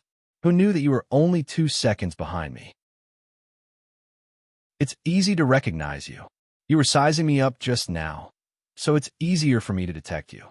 After shaking hands with the two and briefly introducing himself, Yi Qian smiled and said, "You have the same aura and the same gaze. It's hard not to recognize you." GK and Zowan laughed softly. The two of them walked out together with Yi Qian. When the pigeons who had been waiting outside saw the three of them, they smiled and went over to welcome them. "Happy New Year, Yi Qian, Happy New Year. When Yi Qian saw her comrades, the smile on her delicate lips deepened. I haven't seen you in a few days. Why do I feel like you put on some weight? No way. You can tell. Pigeon laughed softly. Her extremely pleasant and soft laughter rang out. Yi Qian couldn't help but soften her footsteps to listen. She couldn't bear to let the sound of her footsteps disturb her enjoyment of listening. Chapter 2024. He straightened his clothes and gestured 3 fingers at Yi Qian. The mandatory requirement was to gain 5 kilograms. They only had 20 dumplings for 30 nights, and I was the only one who ate 30 dumplings. I had no choice. My weight didn't meet the standard, so I was targeted by the J5. The Snowfield Brigade's management of the Special Forces was extraordinarily strict. In a harsh and uninterrupted physical training, tactical training, weapons, and explosives training, you were not allowed to lose weight. If you lost weight, it meant that you didn't eat enough. There were no conditions for you to reach the standard weight. Of course, you couldn't be fat either. The consequences of being fat were more serious than being thin. If you could gain weight under such harsh training, you must have been slacking off. You had to work overtime. Yi Qian got into the car and heard this rule for the first time. His face showed obvious surprise. He looked at GK, who was driving, then turned to look at Zowan and Dove in the back. After a while, he suddenly understood. No wonder I said your height and weight were about the same. So there was such a rule. Do you know where this rule came from? Dove leaned forward and explained to Yi Qian this rule in the Snowfield Brigade. In the early days of the Snowfield Brigade's establishment, a 6-man combat team carried out missions. Before the scout died, he told his captain that if his body couldn't be brought back to his homeland, please bring his uniform back. It was a rule that made her want to laugh, but it suddenly became serious. Yi Qian put away the smile on her face and quietly listened to the past that made her feel awe-inspiring. At that time, there was no way to bring his fallen comrade back to his homeland. So, our senior took off his uniform with tears in his eyes and put on himself. The scout who died watched his captain put on his uniform and said, "I'm still too skinny. It's too small for you." Then he closed his eyes. After the mission was completed, the captain who came back wearing his comrade's uniform suggested to the military that the special forces who joined the Snowfield Brigade in the future must be of the same height. That way, they could ensure the same weight as much as possible. The standard weight of the team couldn't be more than 4 kilograms. If it was, I was afraid that your comrade wouldn't be able to come back wearing your uniform. It turned out that behind the seemingly unwritten rules, there was actually such a sad story that made people cry. As a special force, the Snowfield Brigade would carry out many missions that could only be carried out in secret. Just like Yi Qian's mission this time, it was a mission that could not be made public and could only be carried out in secret. If someone really died, they might only bring back the uniform of their comrade. There were still many tragic stories about the Snowfield Brigade that no one knew. Pigeon had only mentioned one of them, but it was enough to shock Yi Qian. This mission is also a secret mission. The engineering team that we are rescuing will only give us a week. If we don't succeed in rescuing them within a week, or if the controlling party discovers that they are not part of the company's engineering team, Qing Niao, even if we have arrived at our destination, there is no need to rescue them anymore. She then asked Yi Qian, "Qing Niao, do you know why we don't need to rescue them anymore?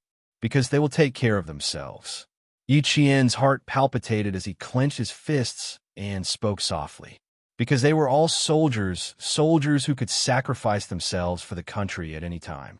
There was a sharp light in his dark eyes as he looked at Pigeon and said, "Even if there's an optimal rescue period of a week, we will try to save them one day earlier."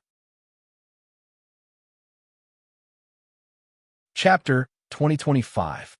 That's right. It also means that our mission is full of danger. If we're not careful, we might come back wearing the uniform of our comrades.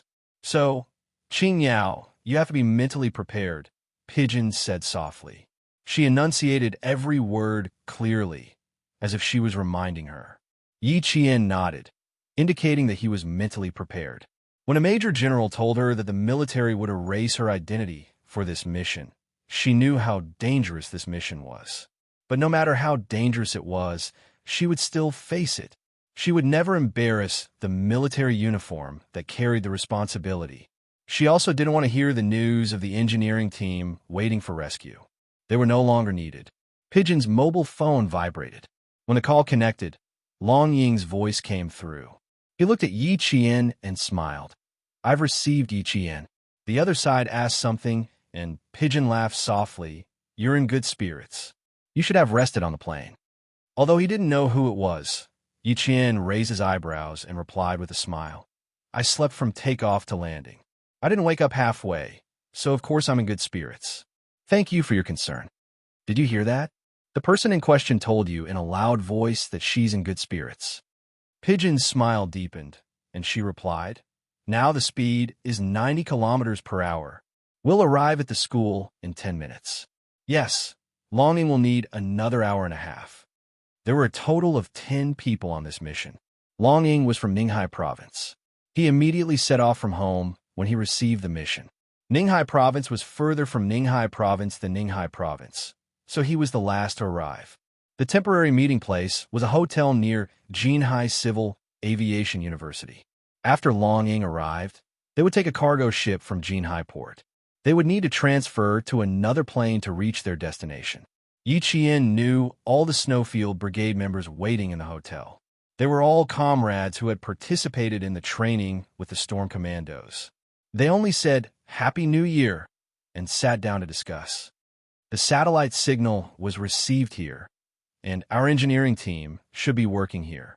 It's on an island 400 kilometers away from the work site to the signal. 2 hours before they were controlled, they were still in regular contact with the country. 2 hours later, they were 400 kilometers away. The military suspects that our engineering team left the site by helicopter after the hijacking. The one who spoke was Pigeon. He was the leader of the operation team. The helicopters that can appear at my engineering team's work site have all been approved by the government. That is to say, it is very likely that our engineering team boarded the plane normally.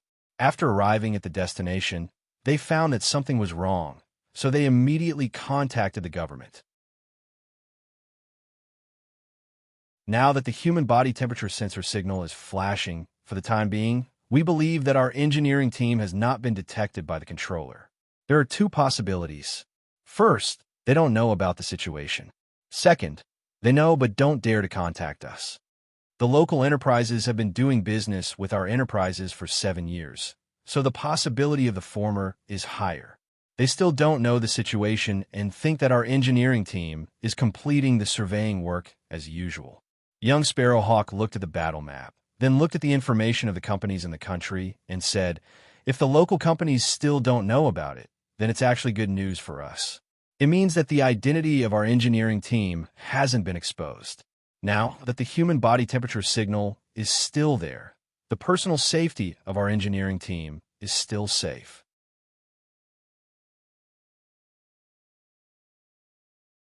Chapter 2026. In the room where the curtains were closed, only Pigeon's soft chirping could be heard. It was no longer as soft and gentle as usual. Instead, it was filled with coldness. That's right, but if the human body temperature signal disappears, it means that our engineering team is in danger. He tapped lightly on his notebook with a pencil. According to the military's arrangement, we need to take a 48-hour cargo ship and then transfer to a plane to the destination country. Since the satellite signal is coming from the island, we need to sneak onto a sightseeing cruise ship and jump into the sea when we are about 34 nautical miles away from the island. It's been 6.5 hours since our engineering team was robbed. Brothers, we need to be fast when we're going ashore with heavy loads. We need to complete the infiltration and rescue within 4 days. Instead of taking a plane to the destination country, they took a cargo ship to sneak in. Then, they used a fake identity to enter the destination country. This was all for the sake of concealing their identities and the difference in time. Next was the assignment of the combat mission. Even though Chongying had not arrived yet, he had been assigned a mission that would be given to him when he arrived. Without using a pen or paper, Pigeon, whose fingers were soaked in water, placed the assignment on the dark coffee table in the hotel according to the satellite map of the island. The standard operation team consisted of 6 people in a team. There were 2 snipers, 1 explosives expert, 1 firepower support, and 2 assaulters. This mission was a covert rescue mission, so there were 2 rescuers, 1 firepower support, and 1 assaulter. The mission of the team of 10 was clear. For this mission, Pigeon arranged for Yi Qian to be the first assaulter. You have a petite physique and are good at stealth combat. You are very suitable for infiltration on the island. Bai He will be the second assaulter and will be in the same team as you. Bai He and Yi Qian had worked together before, so it was best for them to be in the same team. The 2 did not have any objections. The rescue team will be the last team to infiltrate the island. They will also be the reinforcement team. Banjo, Vulture, you 2 will be in the same team. Yes. Following Pigeon's arrangement, the team members who had their own positions nodded without any objections.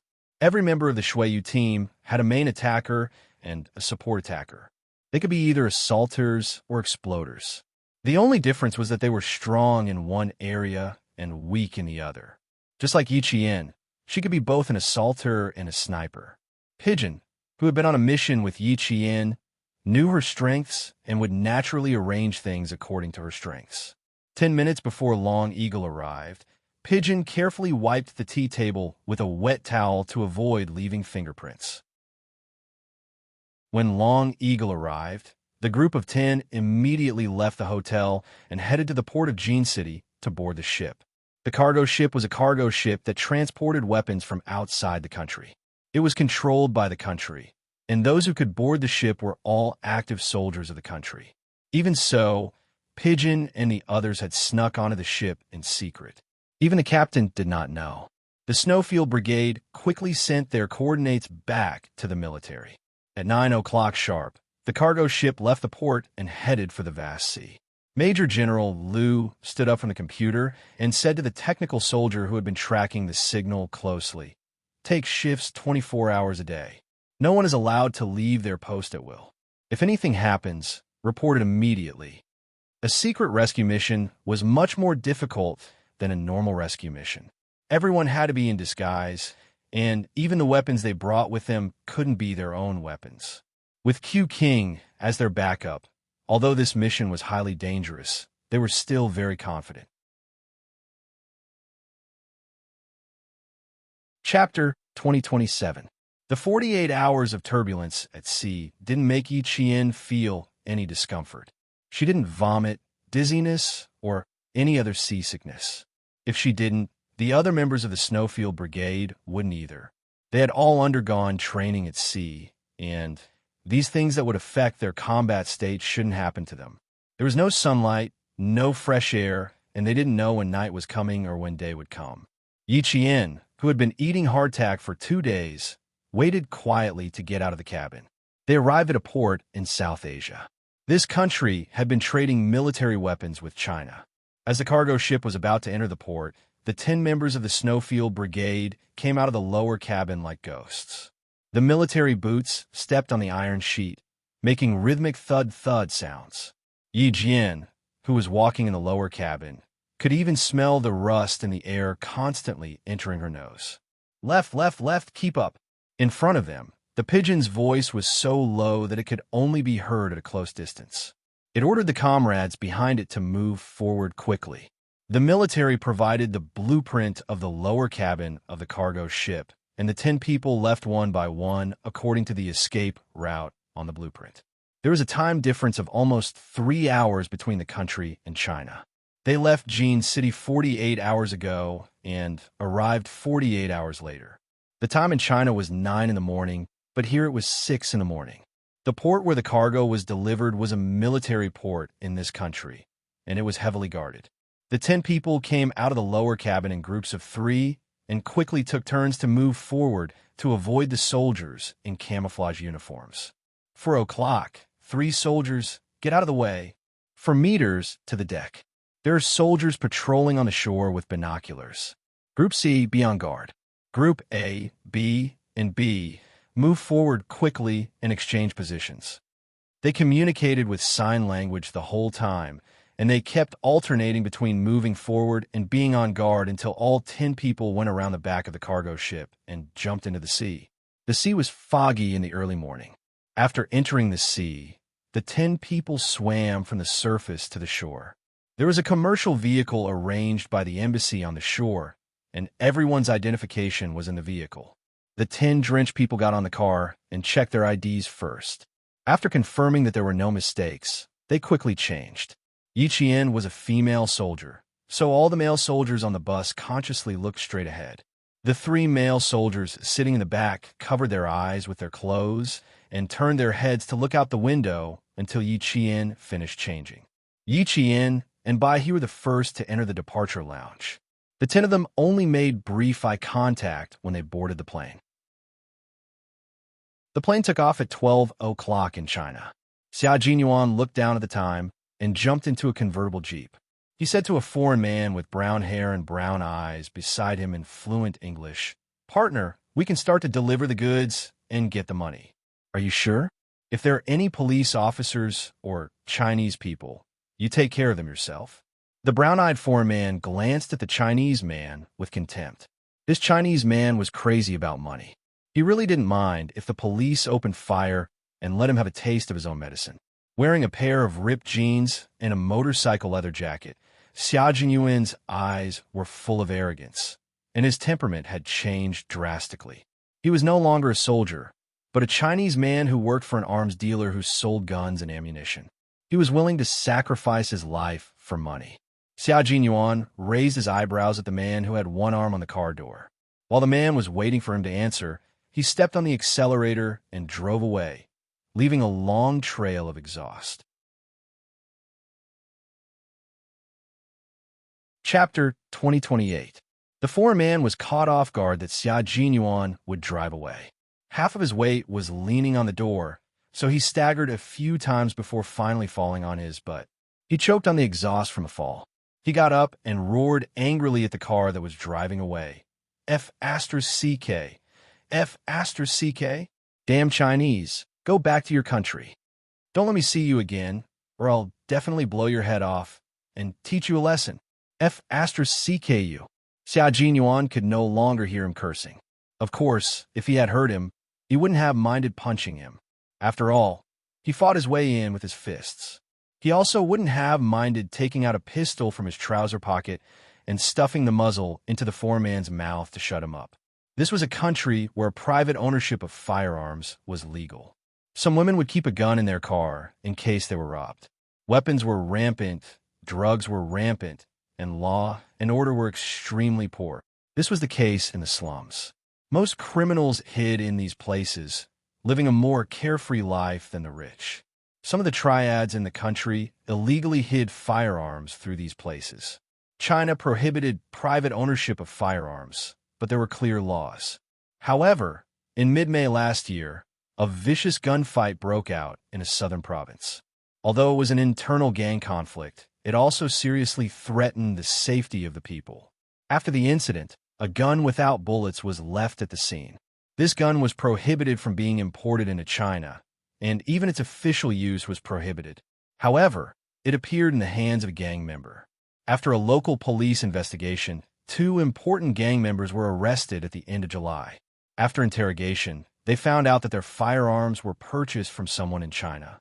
Then, the Guangdong Provincial Customs did a spot check on a batch of detergent and found bullets packed in waterproof bags in the detergent.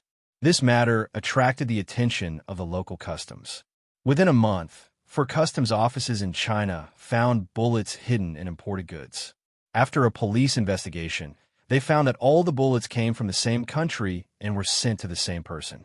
The smuggling of firearms was no longer a problem that the police could solve. A large number of firearms illegally flowed into China. If the main criminal was not caught, it would bring great panic to society. Xia Jinyuan and his team only had one mission: to find the person who dared to directly trade with foreign firearms dealers. There were 6 people from the Snowfield Brigade on this mission. As usual, Xia Jinyuan led the team. He infiltrated the firearms dealers, while K7, Z7, and the other 4 were external help. Xiao Jinyuan whistled as he ditched the foreign man and drove the car onto the street. When he passed by a convenience store, he turned off the engine and went in to buy a pack of cigarettes. When he came out, he seemed to have thrown the package and receipt into the trash can. Then, like a delinquent, he drove away in a Jeep that had not been washed for a long time. Case 7. Prepare your weapons. Our brothers will be here soon. Case 7, who picked up the note, glanced at it and burned it with a lighter. After that, it was time for them to work. They were going to rob a batch of smuggled firearms and bring them back to China for their brothers to carry out the mission. Brothers were indeed brothers. They were really fated to meet in the same country, even though they were on different missions. Xiao Jinyuan and the others knew that Yi Jian would come, but Yi Jian and the others didn't know that their comrades were also here. The 3-hour flight to the destination, the weapons and equipment, and boarding the sightseeing boat, the whole process went very smoothly. It was so smooth that it was unbelievable. Chapter 2029. He pulled open the bag containing the golf equipment, and the first item shocked all 10 of them. Oh my God, an FAMAS topless rifle. Feeling equipment. We need to land on the island at night. The FAMAS rifle is equipped with aiming equipment and night vision equipment to improve combat stability. Pigeon took out the topless rifle and put it away. He then took out another piece of equipment from the golf bag and waved it at his comrades who were starting to equip the topless rifle. Another good item, a bone conduction microphone, a piece of equipment for the U.S. Special Forces. The bone conduction microphone was currently the most advanced type of radio communication. Unlike the laryngeal vibrating headset, it consisted of an ear, a bone conduction microphone, and a bone conduction loudspeaker. It was a type of wireless communication that could be completed by moving a PTT switch.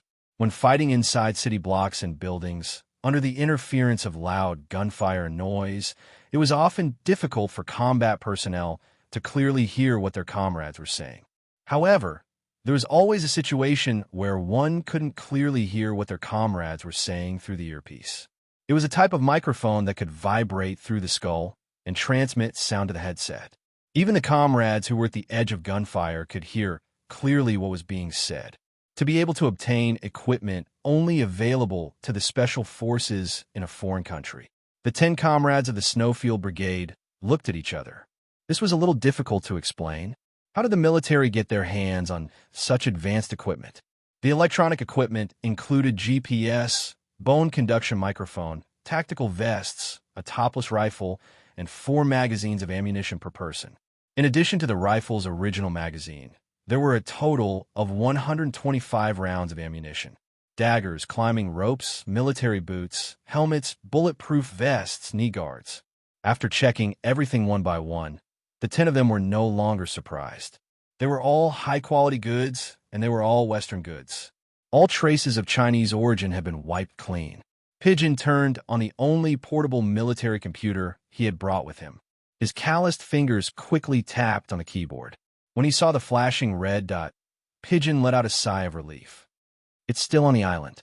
It hasn't moved.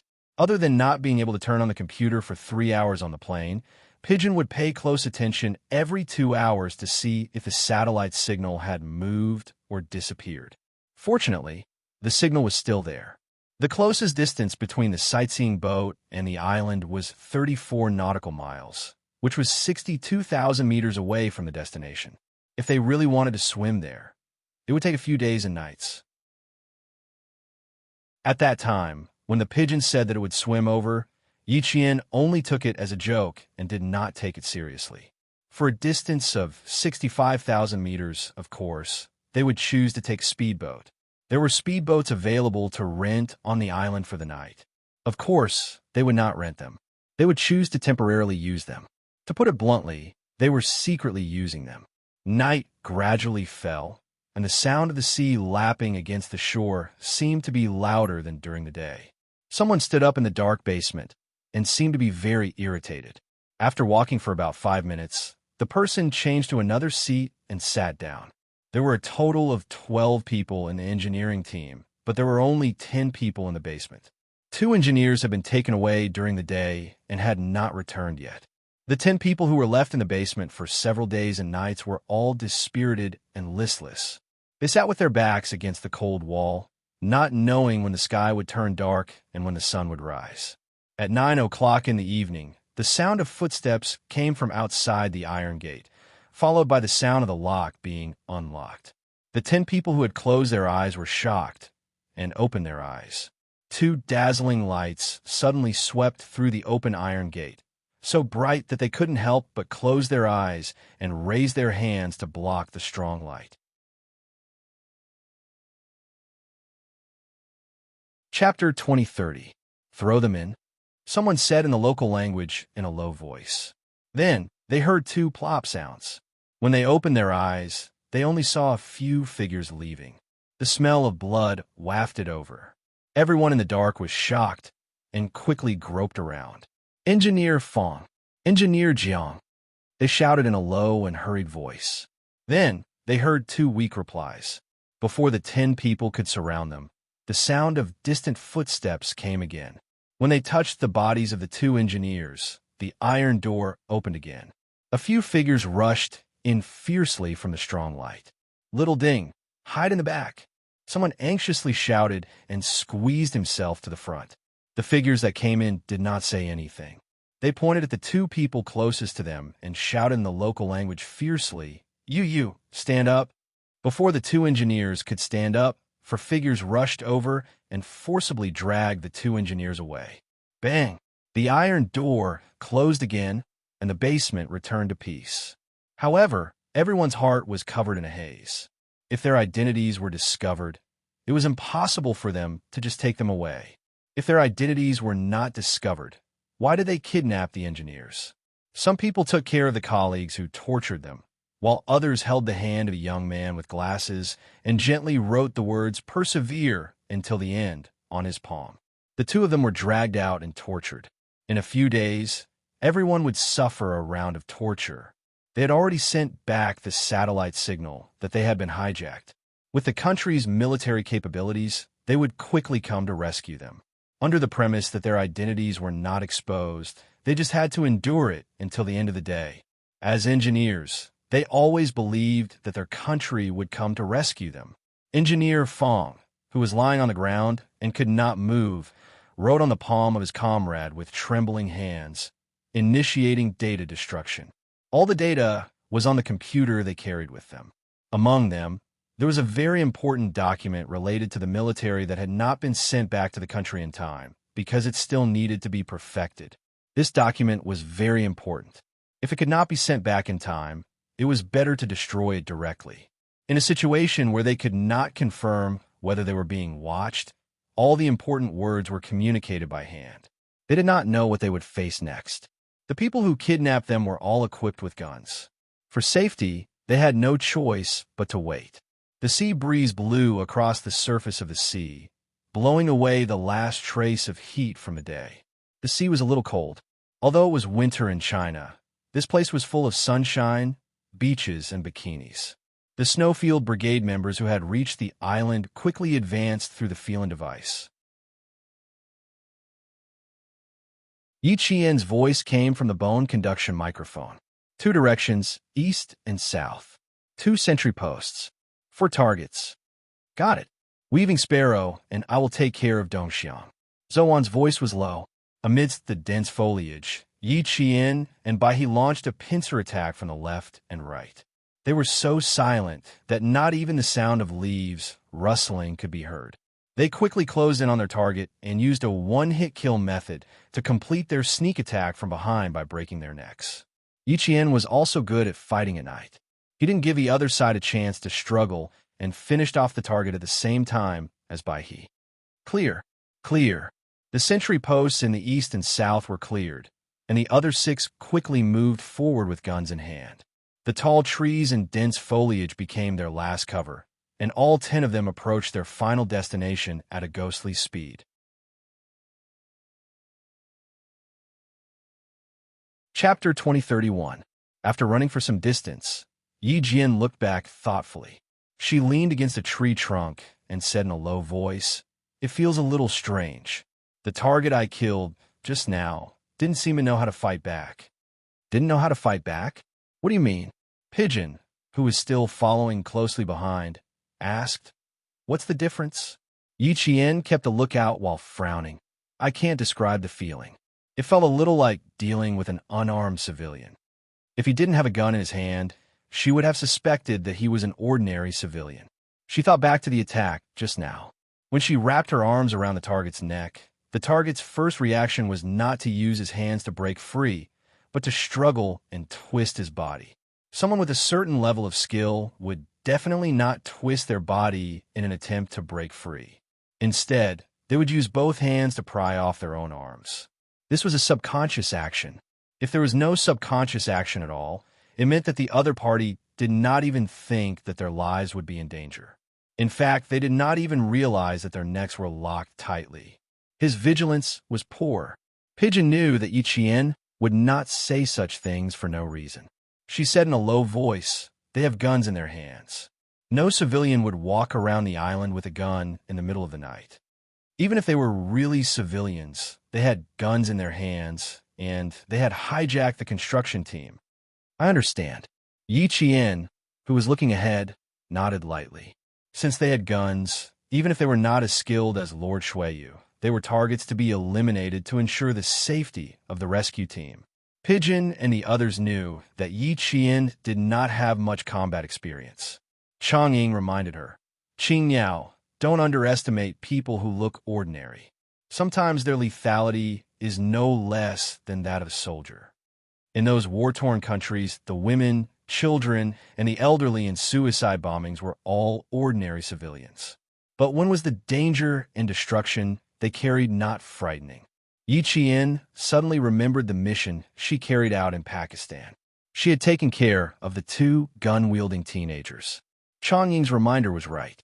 When carrying out a mission, she could not treat her targets as ordinary civilians. This was a fatal oversight.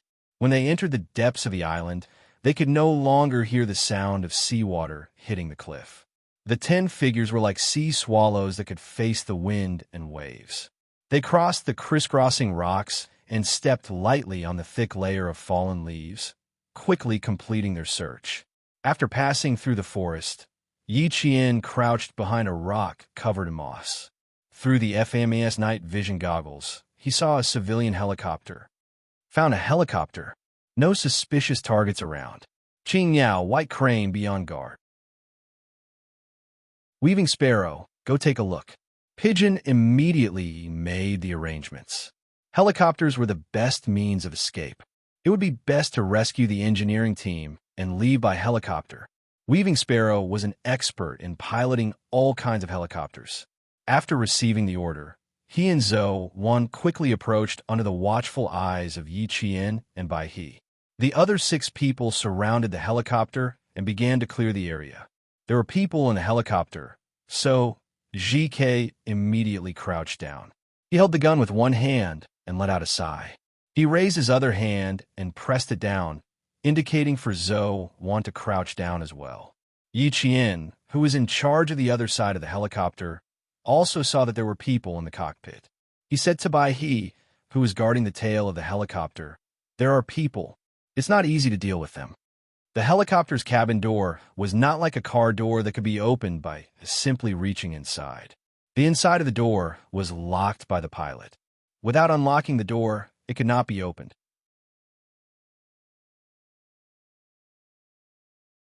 Chapter 2032. Capture them alive. Pigeon's soft but clear voice came through the earpiece. Interrogate them properly. Roger that. Weaving Sparrow, who already had an idea, replied in a low voice. She waved for Zhou Wan behind her to come over.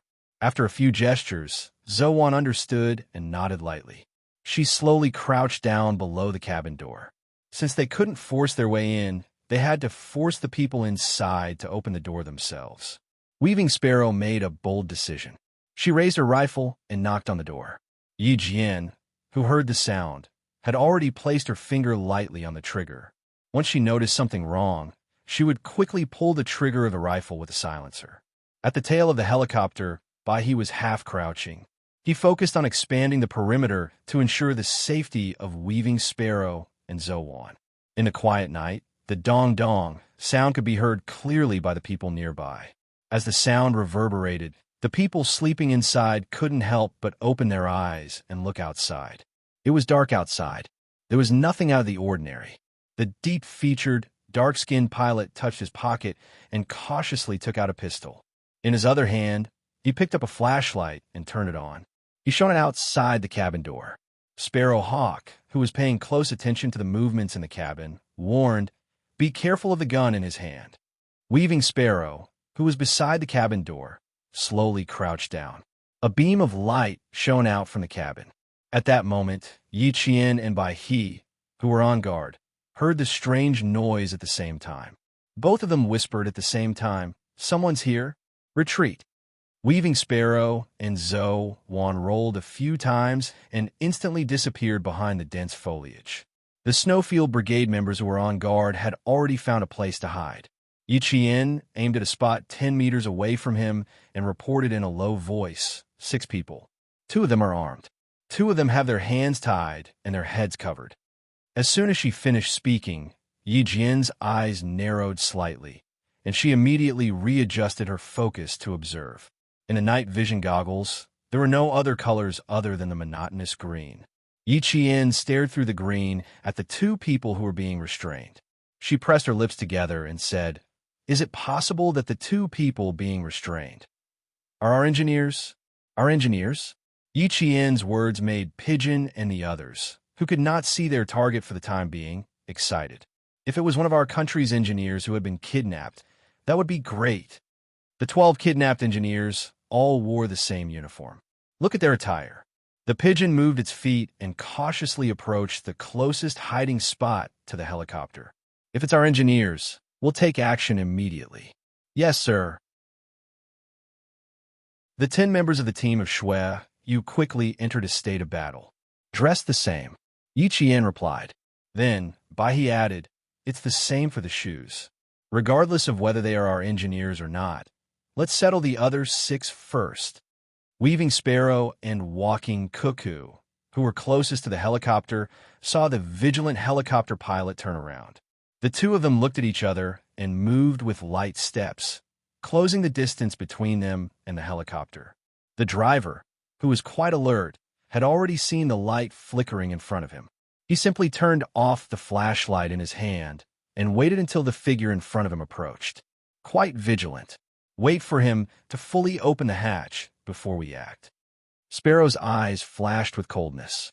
She crept forward until she reached a low rock covered in moss that could only hide 1 person.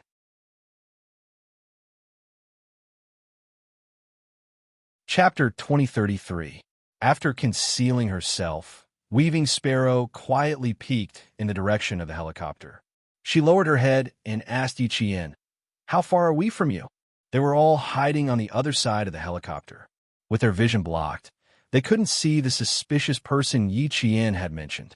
They could only ask Yi Qian and Bai He for more information. Not far, just 2 meters away. 6 meters to the helicopter. As the suspicious person approached, Yi Qian, who was hiding close to the tree trunk, slowly moved her feet. When the suspicious person was less than a meter away from her, Yi Qian circled to the other side of the tree trunk. She was very brave. Bai couldn't help but break out in cold sweat. At such a close distance, even the slightest movement under her feet would be discovered. Bai's tensed heart finally calmed down when the suspicious person didn't discover her presence. But before she could relax, she saw the audacious Yi Qian following her closely. "Qing Yao, what are you doing?" Bai asked in a low voice. Her light voice was filled with worry. "You're too close. You'll be discovered." Instantly, Pigeon and the others tensed up. Yi Qian didn't answer. She was too close to answer. Instead, she pointed at the 2 figures and made a rescue gesture. She told Bai He that she could immediately protect the 2 people when the battle started. They might be engineers from their side. Bai He, who saw her actions clearly, took a deep breath and explained Yi Jian's behavior to his comrades. It would be better if she could protect them from a close distance. "Be careful, Qing Yao," Pigeon warned. The pigeons warned. They were here to rescue the engineers of their own country. So how could they avoid danger? She didn't stop Yi Qian. As a special forces soldier, she had the ability to protect herself. She also had her own judgment. She didn't want to interfere. The pilot of the helicopter had already noticed the figures in front of him. He waited until the figures came closer. Even though he had confirmed that they were from his side, he didn't immediately open the door. Instead, he pointed at the cabin door, indicating for them to come over and talk to him. It was obvious that he wanted to make sure that there was no danger around him. Young Sparrow Hawk, who had been observing him, sneered, "The pilot is the main target. We can kill the rest, but we have to leave him alive." He was so vigilant. He obviously knew what they had done and could be in danger. The vigilance of the men with guns was obviously not as high as that of the driver. They strode forward and spoke loudly, as if they were certain that no one would discover them. They appeared to be quite conceited. The pilot waited for them to reach the cabin door. After a while, he unlocked the door and jumped down from the helicopter. He looked around and asked the man with the gun, "Why did you bring them out? Why didn't I receive any notice?" 1, 2, 3, move out. Just as the other party was speaking, the Snowfield Brigade members who were hiding in the surroundings made their move. Yi Qian leaped up and took out one of the targets with a pistol equipped with a silencer. He then shouted in Chinese, "Get down." The figure whose hands were tied and head was covered reacted quickly and fell to the ground in an instant. Bai took care of the other target who was being held captive. Several muffled gunshots rang out.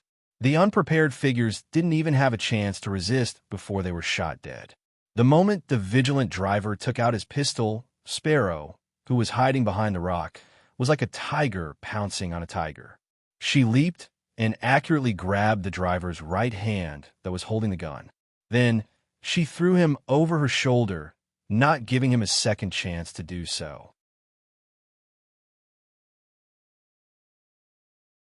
Chapter 2034. The pilot had been on high alert the whole time. When he heard the gunshot, he immediately realized what was going on. He wanted to fight back, but he didn't expect to meet a well-trained Special Force soldier. He didn't even have a chance to fight back before he was subdued in one move. "Behave yourself. I've been watching you for a while." Weaving Sparrow clamped down on the pilot's hands and twisted them behind his back. At the same time, Weaving Sparrow grabbed a handful of rocks, grass, and leaves on the ground and stuffed them into the pilot's open mouth. The pilot was thrown over his shoulder. His chest was in pain, and he wanted to cry for help, but his mouth was stuffed with something that made him want to vomit. His mouth was stuffed with rocks, sand, grass, and leaves, so he couldn't make a sound. His throat was filled with shock and fear as he struggled to escape. Zhou picked up the pistol that Weaving Sparrow had sent flying. She walked over to the struggling pilot and slowly squatted in front of him. The struggling pilot waited until his forehead was pressed against a cold metal object. The struggling pilot instantly calmed down. "Answer me seriously, carefully, and honestly. Otherwise, the bullet will go through your head." Zhou spoke in fluent English as she stared coldly at the other party.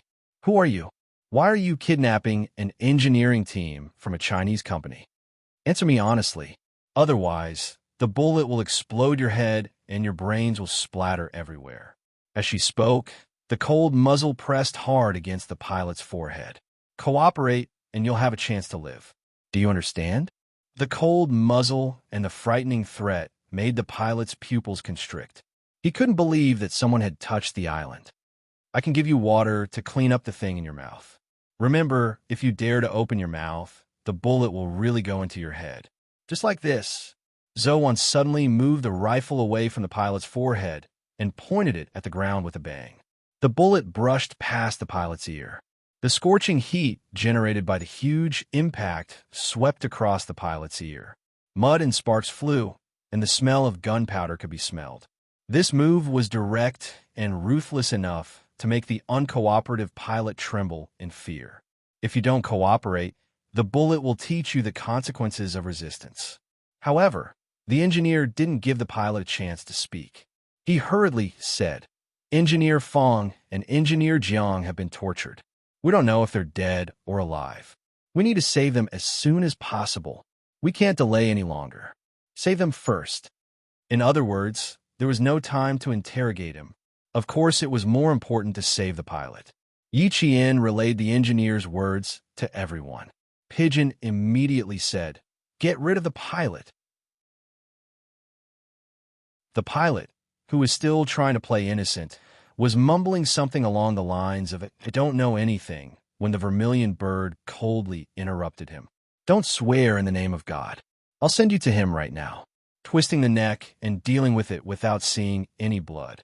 The dead pilot's foreign face was still filled with deep fear, as if he didn't believe anything, but he had indeed been sent to meet God. Longhawk and Sparrowhawk picked up the 4M4S and handed them to Pigeon. Semi-automatic carbine, used by the American Special Forces. They still have Special Forces guns in their hands, so their firepower is quite high. The M4 had a terrifying shooting range and lethality. Its strap was also designed to connect the weapon to one side. This way, the person carrying the gun could be ready to shoot at any time while patrolling.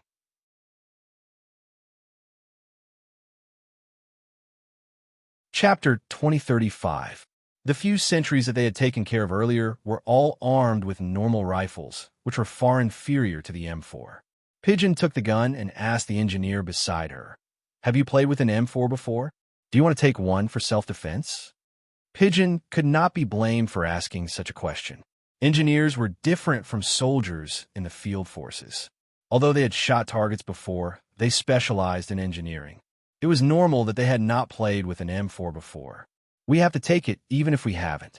The principle is the same, although we don't know how to use it. One of the engineers took the M4 from Pigeon. "Take it for self-defense first. We won't pull the trigger easily." If they did not know how to use it and still fired, it would be easy to accidentally injure their own people. However, it could still be used for self-defense. The other members of the Snowfield Brigade had already cleaned up the scene. Weaving Sparrow also came down from the helicopter and said that he was done. After the rescue was successful, he could immediately fly the helicopter and leave.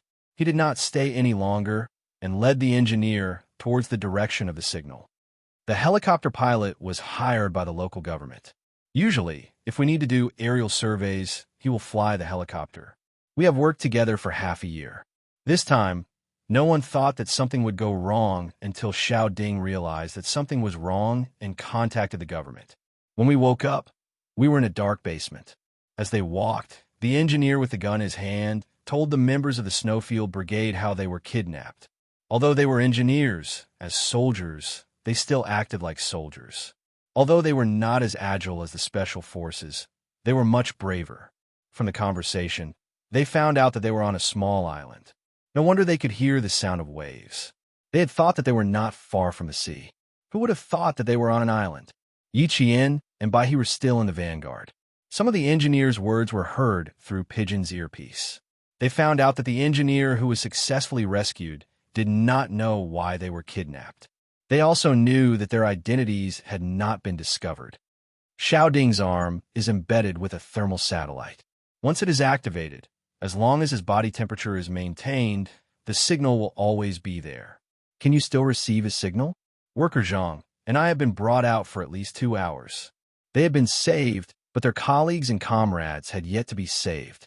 Pigeon took out the infrared detector connected to the thermal satellite. The red signal band was faintly flashing. It's still there. They are fine. That's good, that's good. We have to save Engineer Fong and Engineer Jiang as soon as possible. The engineer saw the flashing signal band and let out a long sigh of relief. The detector didn't have any red signal fluctuations before. The signal band was only available on the military computers connected to our country's military satellites. Now that the detector had a red band, it meant that they were very close to their destination. Discovered a building. Based on visual inspection, it seems to be a container or a metal house. Yi Qian's low voice came through the bone conduction earpiece. Every word was extremely clear. There are 2 locations on the second level of containers and 3 locations on the first level of containers. There are 3 targets with guns patrolling on top of each container. A total of 15 people. We can't rule out the possibility that there are other sentries around. I suggest that we surround the area and conduct a carpet search. We'll deal with the inside after we've dealt with the outside. Yi Qian gave his opinion as he observed the situation. Assassinate the outer and patrol targets. We don't know the firepower inside. It's safer to stay in the dark. There were still 10 people in the engineering team inside. Most importantly, there were 2 injured people whose life or death was unknown. Before they found them, they couldn't fight directly.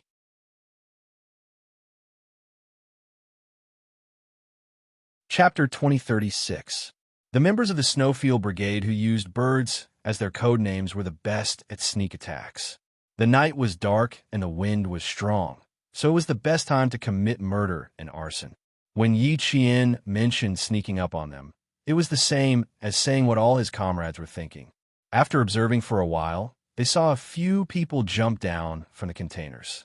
Yi Qian immediately added, "Change of shifts. Their patrols have to change shifts." The single-story container facing east, which is 4 meters away from the other containers, is the first sentry post. There are 3 people patrolling it. There are 2 people patrolling the 2-story container near the beach. This is the highest sentry post. There are 2 people patrolling the single-story container facing west, so there are 7 people in total. The rest of you will enter the double-story container in the middle. Yi Qian, who was in charge of observing, explained in detail so that his comrades had an idea of what to do.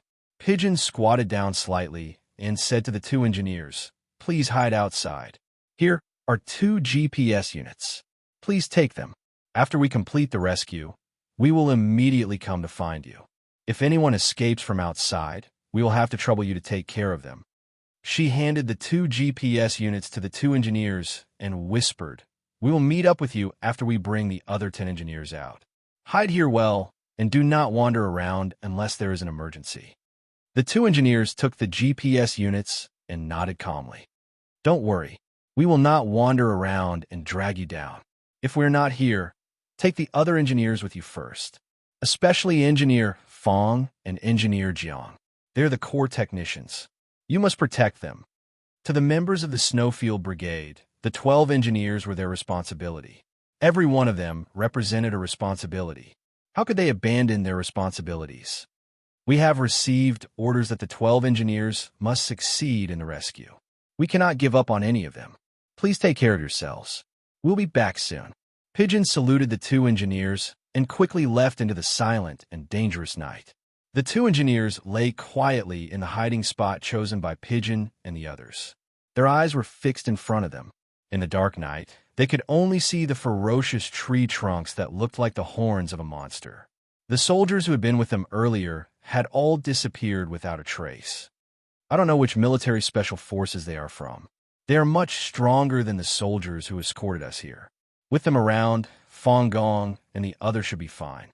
An engineer with the surname Zhang said in a low voice. Although his voice was a little tense, he was very calm. Another engineer said, "As long as Engineer Fong and Engineer Jiang are still alive, they will definitely save everyone. The 2 of us should hide well and not cause trouble for them. Our own country's soldiers are still the most reliable." When I heard the female soldier yelling, "Get down," I felt like I had eaten a tranquilizer and was instantly relieved. That familiar voice sounded, and light suddenly shone in the dark world, giving them a sense of security in an instant. They saw hope that was full of light. This was their country, a country that had never given up on them. Even if they were thousands of miles away, the country would immediately send troops to rescue them when they were in danger. That "get down" was to tell them that the country had sent people over. As soldiers, they were never afraid to carry out dangerous projects abroad. It was because they knew in their hearts that no matter where they were, they would never have to be afraid of being abandoned.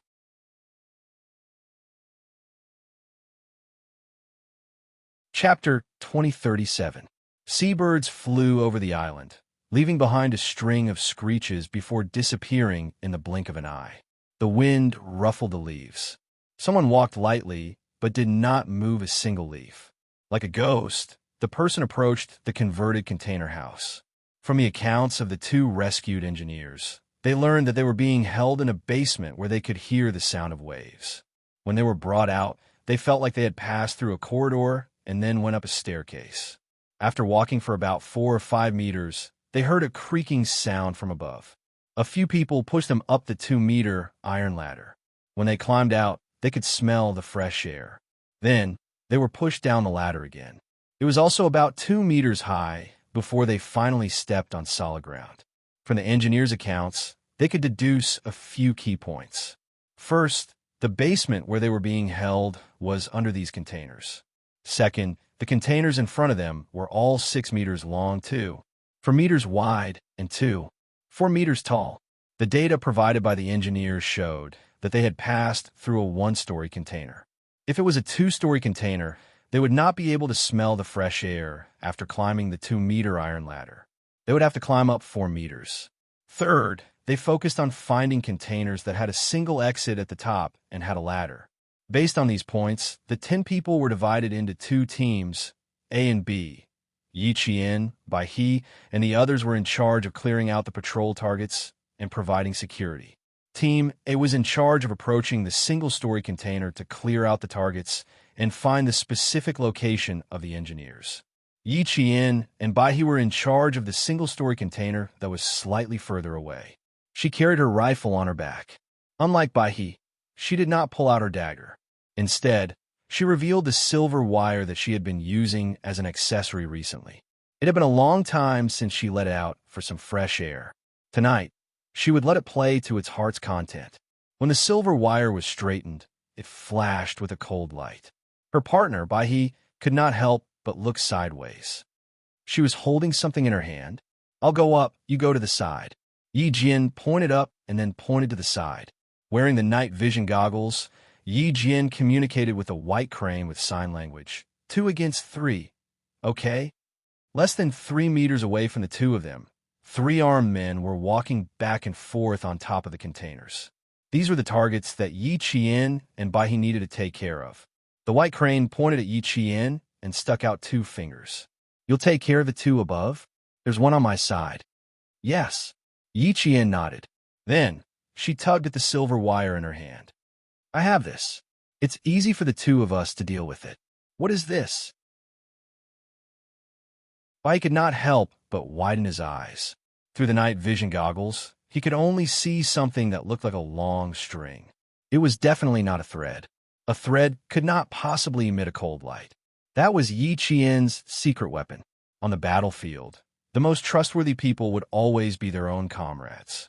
Bai did not raise any questions and nodded in agreement. The silver thread was a weapon that was even more useful than a combat dagger. As Yi Qian grew stronger, he could better utilize the silver thread's invisible killing power. The silver thread silently wrapped around the neck of one of the targets. Before the target could realize what was going on, something cold instantly tightened around his neck. The strong tightening force caused him to panic. Holding his gun, he struggled to pull out the thing that was strangling him. The other 2 men noticed that their companion was acting strangely. They raised their guns cautiously and placed their fingers lightly on the triggers. One of the men asked, "Hey, what's wrong with you?"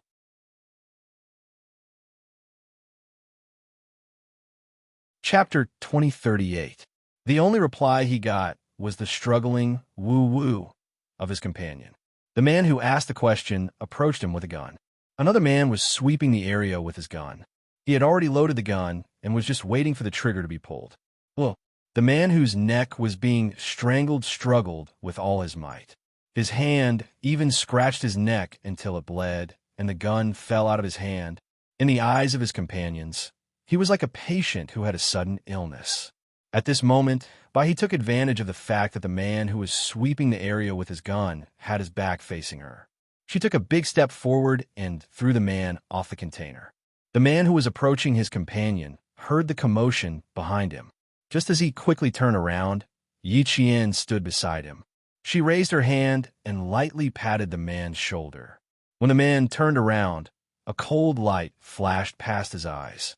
He felt a chill on his neck, and then a faint pain.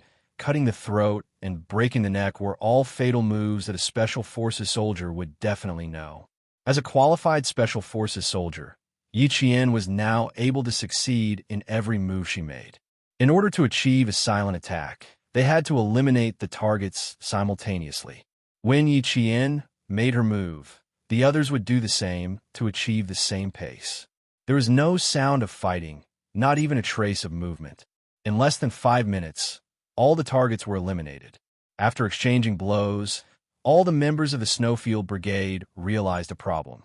These people had very good rifles in their hands, but their fighting skills were quite poor. Other than being fierce, they had no strategy at all.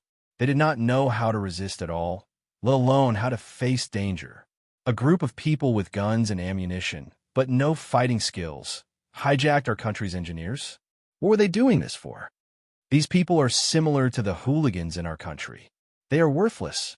The member with the code, named Chi Lu, squatted down to examine the target he had taken care of. He picked up the opponent's hand and looked at it. There were no thick calluses on the area between the thumb and the index finger. There were no visible calluses on the 10 fingers or the palm. Other than the tattoo of a cobra wrapped around a sword on the wrist, there were no other clues. These people are just hooligans. They look powerful, but in reality, they are just using their M16s to scare people. Without this gun, they are nothing. After taking care of all the targets, the members of the Snowfield Brigade did not sweat at all. They easily took care of these people. If these people did not have guns in their hands, they would be no different from ordinary people. But now that they have guns and have kidnapped our engineers, they're not ordinary people. Yi Qian, who had retracted his silver thread, listened to his comrade's words. He pressed his back against the rusty container and stood guard for the white crane that had entered the container to search. She turned on the PTT switch and asked, "The first sentry post has been cleared. What about the highest sentry post?" Young Sparrow Hawk, who was in charge of the last 2 sentry posts, wiped the blood off his dagger as he replied, "Cleared. Longhawk has already rushed over to support group." Another member of Team B said in a low voice, "Team B's targets are all clear. What's the situation with Team A?" "Find the container that the engineer mentioned. Weaving Sparrow and Walking Cuckoo guard the 2 containers in the middle. The rest of you attack. Move out." "Yes, yes." Immediately, following Pigeon's order, the scattered members of the Snowfield Brigade quickly approached the container that they were targeting. The Special Forces member codenamed Loon gently pulled on the small metal door that was only wide enough for one person to pass through. With a pull, the small door opened.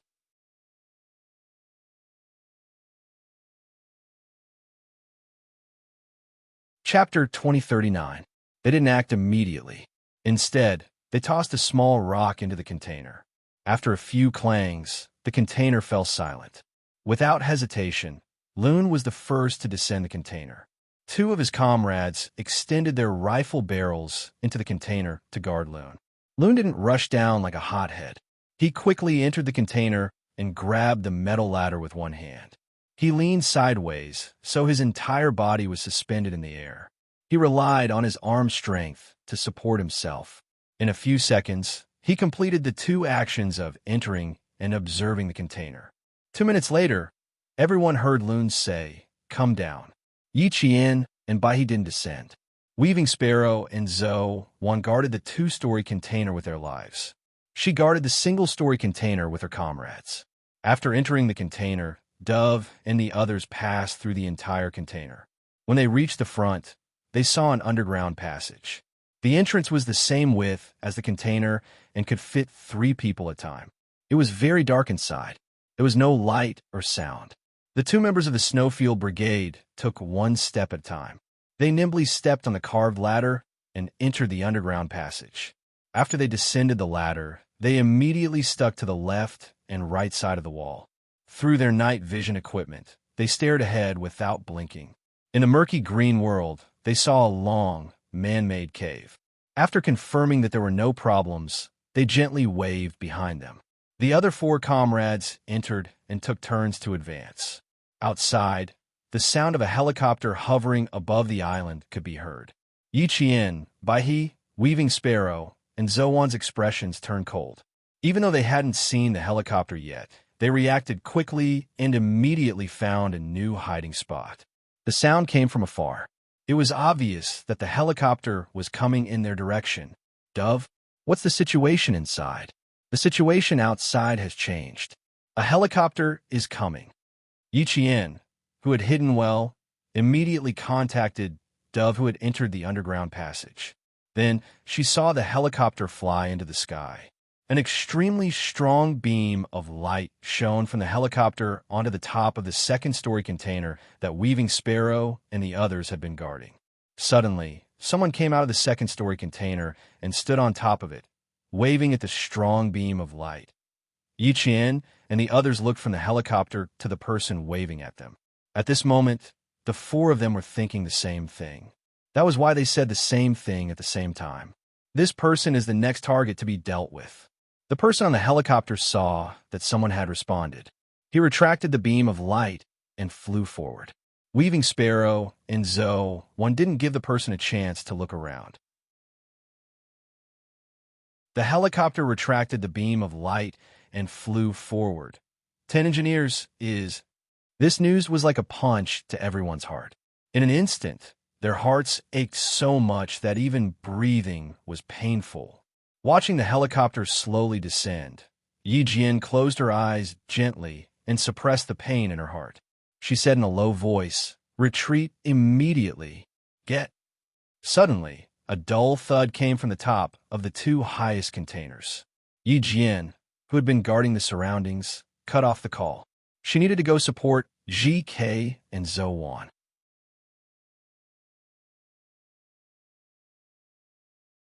Chapter 2040. The atmosphere suddenly became tense. He entered the communication channel and quickly reported the situation outside. The incoming helicopter has alerted the people in the container. Someone has climbed out to help the people in the helicopter. Let's take care of these people first. We'll cover for them. You guys take the engineering team and leave. The situation on the battlefield was always changing. Once they found the engineering team, there was no need to stay. They had to leave immediately. I didn't mention that the target Weaving Sparrow went to take care of was a tough nut to crack. It wasn't as easy as the previous targets. There were still a few targets who managed to dodge Weaving Sparrow's killer move. They even created a commotion on top of the container and alerted the people inside. Yiqian saw this and immediately went to help. This time, it wasn't about punching and kicking. Yiqian ran over and saw someone poking out with a gun. She didn't hesitate to take out her handgun. Bang! She shot the target in the head. On the other side, Zoan was only a second slower than Yiqian. She shot the target that came after her. Although the pistols were equipped with silencers, the two targets who were shot fell back into the container through the exit. The people inside stared blankly at their own people whose heads were bleeding. Someone shouted, "Turn off the light source," and fired back at the same time. Gunshots rang out. Long Ying, who had climbed out of the container, reached out and grabbed Fong Gong, who was brought up by his comrades. He held Fong Gong's arms tightly and carried him out of the container. Fong Gong was already dead. There was only a trace of warmth left in his body. Long Ying carried him out with bloodshot eyes. He hoarsely said to Bai He, who was guarding below, "Help, Bai He." The cooperation between comrades was tacit. The white crane was already prepared, and the eagle carried Fong Gong out and immediately carried him out of the container. Fong Gong, who did not forget to work before his death, was carried away. Then, the unconscious Fong Gong was successfully rescued from the container. Pigeon, who was still in the container, repeatedly warned the engineering team, "Follow them. Don't look back." He didn't want to see another engineer sacrificed. He wouldn't allow another engineer to be sacrificed under the protection of the Snowfield Brigade. He could already hear the gunshots outside. The situation was tense. He had to evacuate with the engineering team immediately. The bullets pierced through the metal of the container, one after another. The people inside couldn't see outside and didn't know what was happening outside. In order to survive, they could only shoot blindly upwards, left, right, front, and back, trying to scare off the people outside. They didn't dare to come out of the container to counterattack. They were afraid that if they came out, they would end up like their two companions who had their heads blown off. They were shooting blindly, but Yi Qian was not going to shoot blindly. She picked up the M16 that she had used to kill the target, went around to the front of the container, and crouched down. She aimed at the center of the container and fired continuously. Bang, bang, bang. 10 bullets were fired consecutively. Yi Qian had blasted a bowl-sized hole in the front of the container. This hole was the only passageway through which Yi Qian could clearly see through his scope. 1, 2, 3. Yi Qian aimed at the targets and pulled the trigger of her FAMAS rifle. After 3 consecutive shots, she hit 3 of the people inside. Without stopping, Yi Qian rolled to the side and left the shooting range. After killing 3 targets in a row, if she stayed in the same spot, she would also become a target. All the engineering team retreated into the forest. Yi Qian and the other 3 who received the notice did not want to continue fighting. They put away their rifles and quickly retreated. In front of them, the helicopter had already landed. Without the sound of propellers, they could clearly hear the sound of gunshots coming from the front. The group of people who got off the helicopter reacted very quickly. They instantly took out their pistols and surrounded the man in the middle to protect him.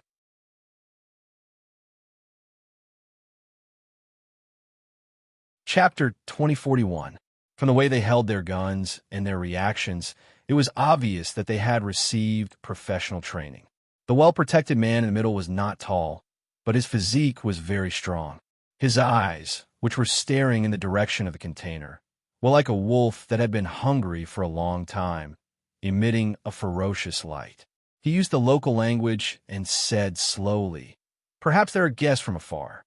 Tell everyone to take good care of the guests from afar, especially friends from Chinese enterprises. For God's sake, you need to treat them well. Remember, I need their help, so you must treat them well."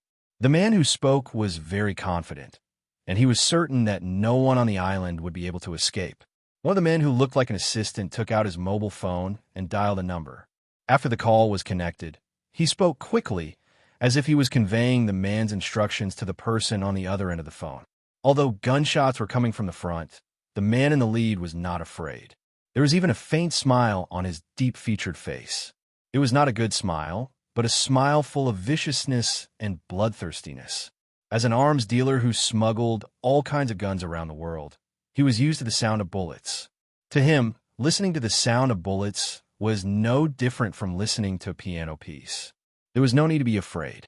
Although he was not afraid, he did not want to stay on the island where there was a crossfire. He told his people again, "I need their help very much." Then, he left with the driver and his assistant. The reason he was not worried was that 2 speedboats carrying nearly 20 armed bandits were about to land. As a lone island, it was surrounded by water on all sides. It would be difficult to escape if they were trapped. Moreover, it was his territory, and there were so many of his own people.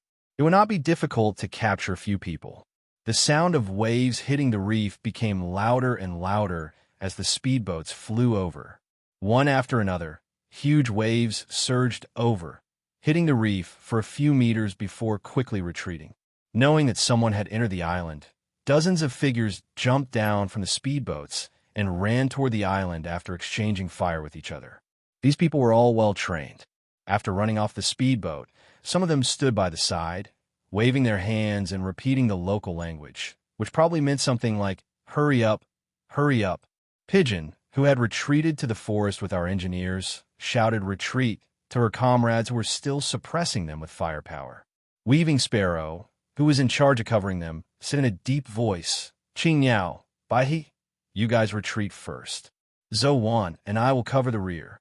After he finished speaking, the dense rain of bullets suppressed the firepower in the container.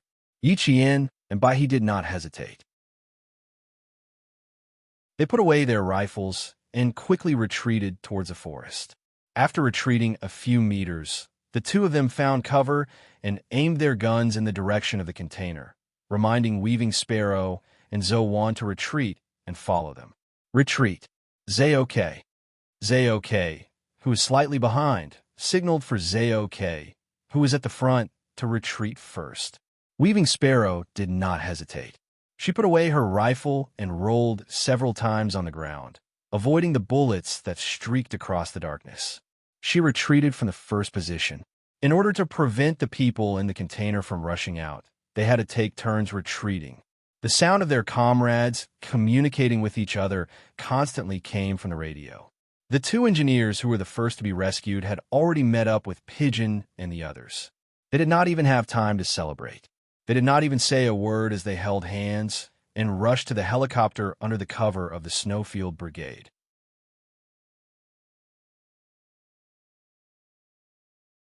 Chapter 2042. Gunshots were heard from behind.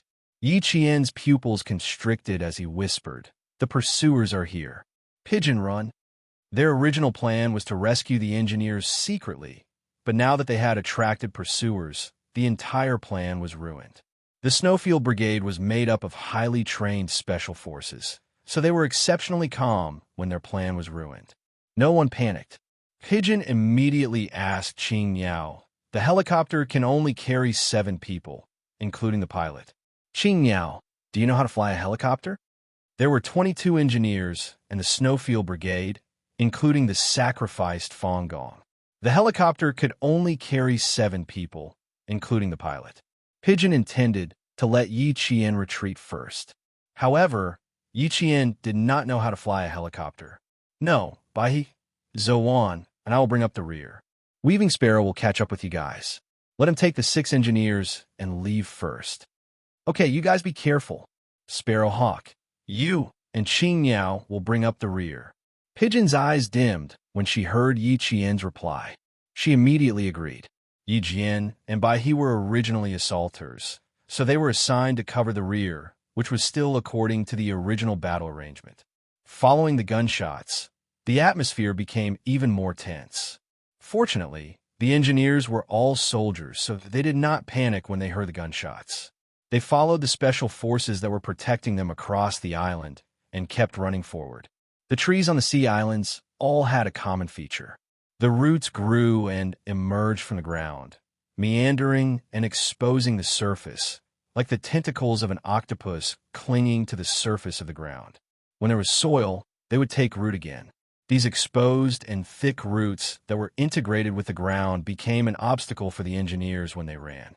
The Snowfield Brigade members could easily jump over these roots, but the engineers could not do so all the time. After a few people were tripped, the speed of the evacuation was greatly affected. With their speed affected, it was easy for the pursuers to catch up. Pigeon thought of the sacrifice Fong Gong and ordered, "Chang Ying, you and Weaving Sparrow take turns to carry Fong Gong to the helicopter first.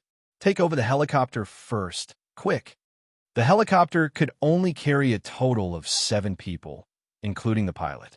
The sacrificed engineer Fong and the injured engineer Jiang would definitely go first. The other 4 had already decided in the basement. Now, they just needed to run in the direction of the helicopter. The eagle, who had just handed Fong Gong over to the Weaving Sparrow, suddenly raised its head and looked to its left. Just now, it had seen a flash of light pass by. "There's a situation at the beach. I saw a flash of light." He reminded all his comrades that there were pursuers behind them. If something happened at the seaside, it would be even more difficult to escape. Yi Qian, whose face was as dark as water, had a ruthless look in his eyes. He said in a low voice, "The 3 of us will run towards the beach. Turn away all eyes. Pigeon, hide the remaining engineers and send 2 more members to guard them. Then, come and support us from the rear. We must first ensure that Weaving Sparrow successfully takes off." Yi Qian was a command-type military school student. Even though he had only been in school for 1 semester, he had started learning the basics of military operations in his first year. As a command-type military school student, he naturally knew how to plan for battle. Now, the enemy did not know how many people they had. They only knew that they had taken all the engineers with them. So, they split into 2 groups. One group would retreat secretly, and the other group would attract all attention to protect the engineers.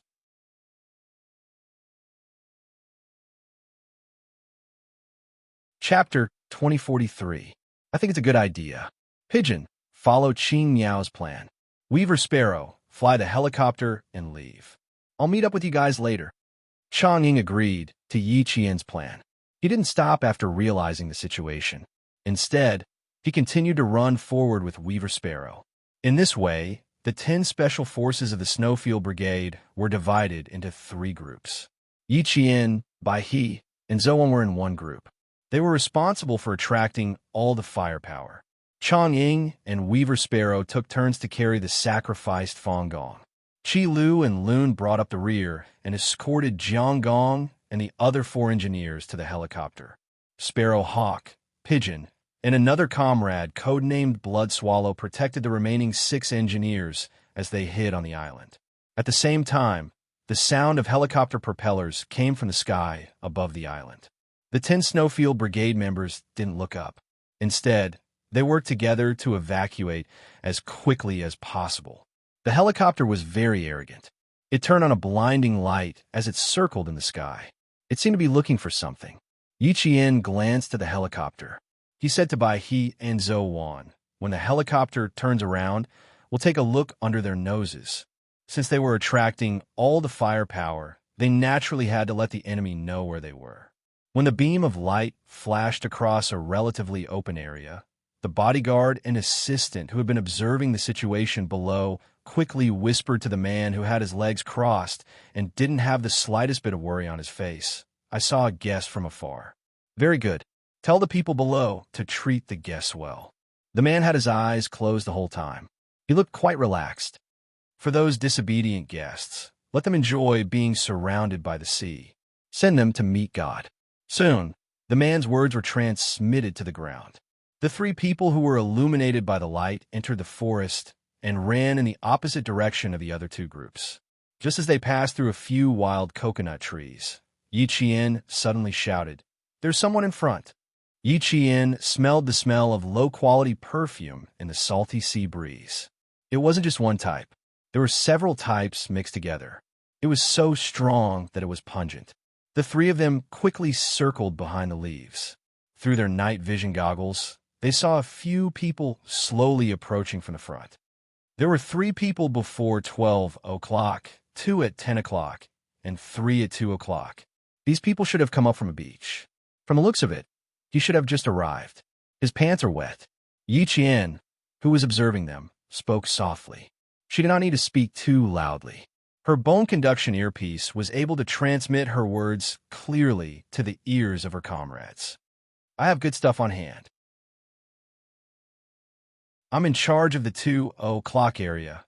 Qing Yao is in charge of the 10 o'clock area, and Bai He is in charge of the 12 o'clock area. We didn't know how many people they had, so we came here first." Zhou Wan's lips moved, and, at the same time, she moved closer to the 2 o'clock area. Yi Qian pulled open the silver wire and slowly approached the 10 o'clock position. He slowly leaned against a tree and held his breath as he waited for his target to approach. After chanting 3 times in his mind, the silver wire was like a snake hidden in the leaves. It silently wrapped around his neck and tightened, then pinned him against the tree trunk. Yi Qian, who had 1 foot on the tree trunk, used all his strength to tighten the silver wire. The man in front of the tree trunk kicked his feet a few times, and then there was no sound. The other target who was with him did not notice anything strange. He only saw his partner's back pressed against the tree, and his feet kept kicking as if he was trying to kick something off the bottom of his shoes.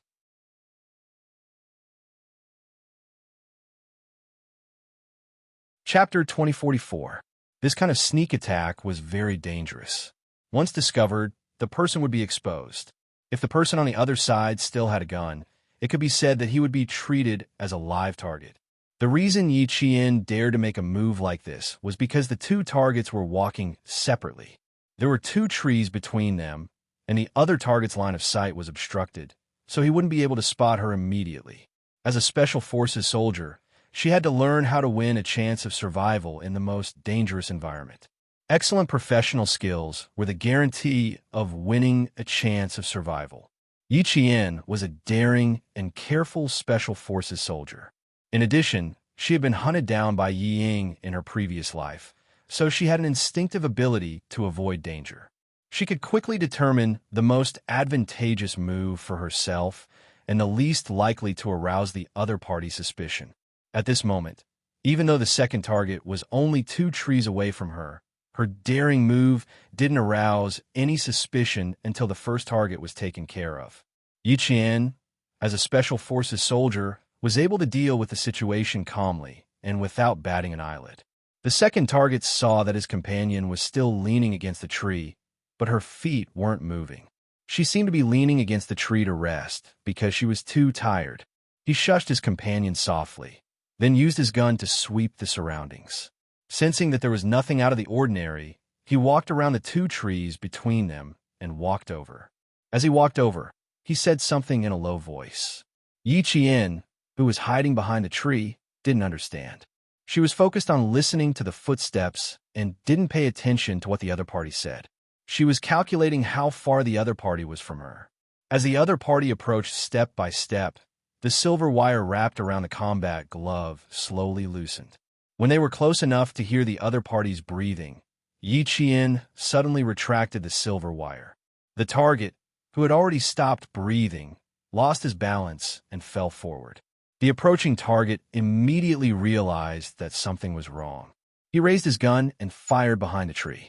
Yi Qian was so close that they could hear each other's breathing. He didn't want to give the other party a chance to shoot. Before he could even open fire, Yi Qian pounced on him from behind the tree. He grabbed the man's right hand with one hand and twisted the gun out of the man's hand. Her movements were quite fast, and every step was calculated very precisely.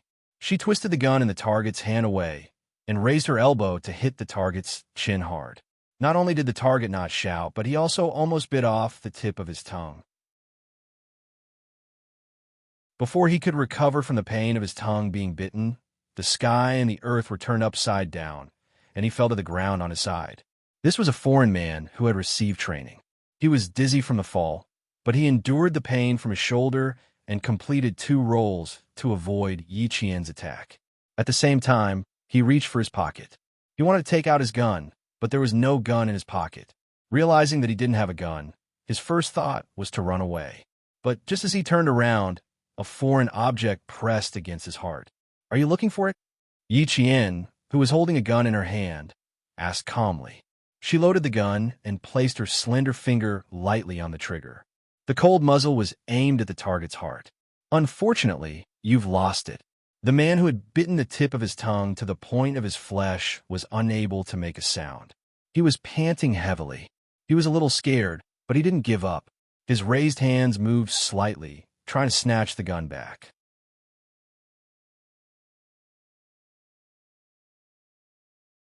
Chapter 2045. The gun was already in her hands, so how could she take it back? Just as the opponent's hand was about to move, Yi Qian was even faster. In order to block the opponent's escape route, she only had time to jump and aim her gun at the opponent. She had no time to draw her dagger and slash the opponent's neck.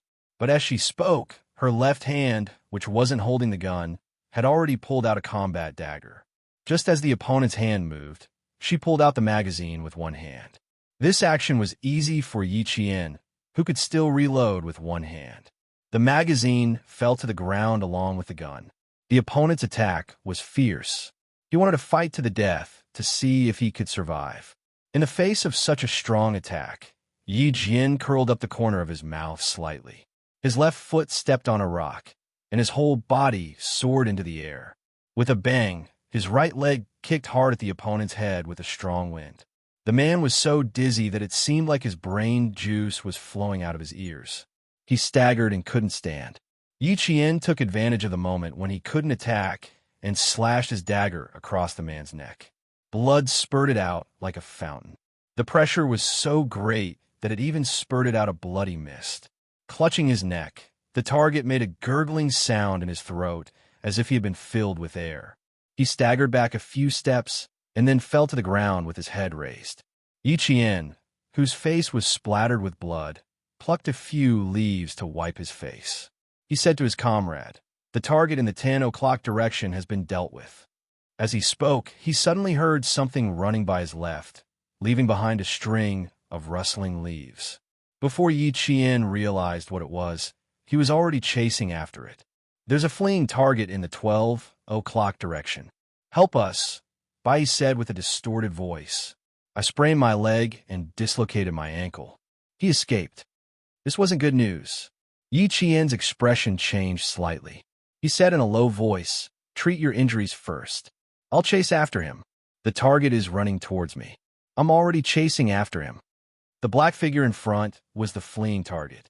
They had to chase after him. If they were discovered that there were only 3 of them, it would cause trouble for the other 2 teams. In order to avoid the enemy's helicopter, Weaving Sparrow had yet to take off. If they were discovered, all the engineers would be in danger. If you don't treat your leg properly, you can just wait to retire. Zhou Wan, who was speaking through clenched teeth, was using her dagger to stab the twitching target twice. She then said to Yi Qian, "It's an old injury. Just a slight sprain, and it'll dislocate." Whether it was a new injury or an old one, the white crane needed help. Zhou Wan stayed behind and said to Yi Qian, "Be careful, Qing Yao. Send us your location at any time." The black shadow was right in front of him. Yi Qian could only reply with a single word, "Okay." The black shadow in front of him suddenly turned around and fired continuously behind him. Bang, bang, bang. The gunshot broke the silence of the entire island. A tall and slender figure paused and chased after the source of the gunshot. His speed was very fast, like a tiger running in the jungle. Rocks and trees could not stop him from moving forward. Everything became a blur in front of his speed. The gunshot not only caused him to change direction, it also caused the people who had alighted from the helicopter to run over. Bai He and Zhou Wan's eyes darkened. Bai He, whose ankle had been reconnected, hurriedly said, "Quick, go support Qing Yao. She's now surrounded."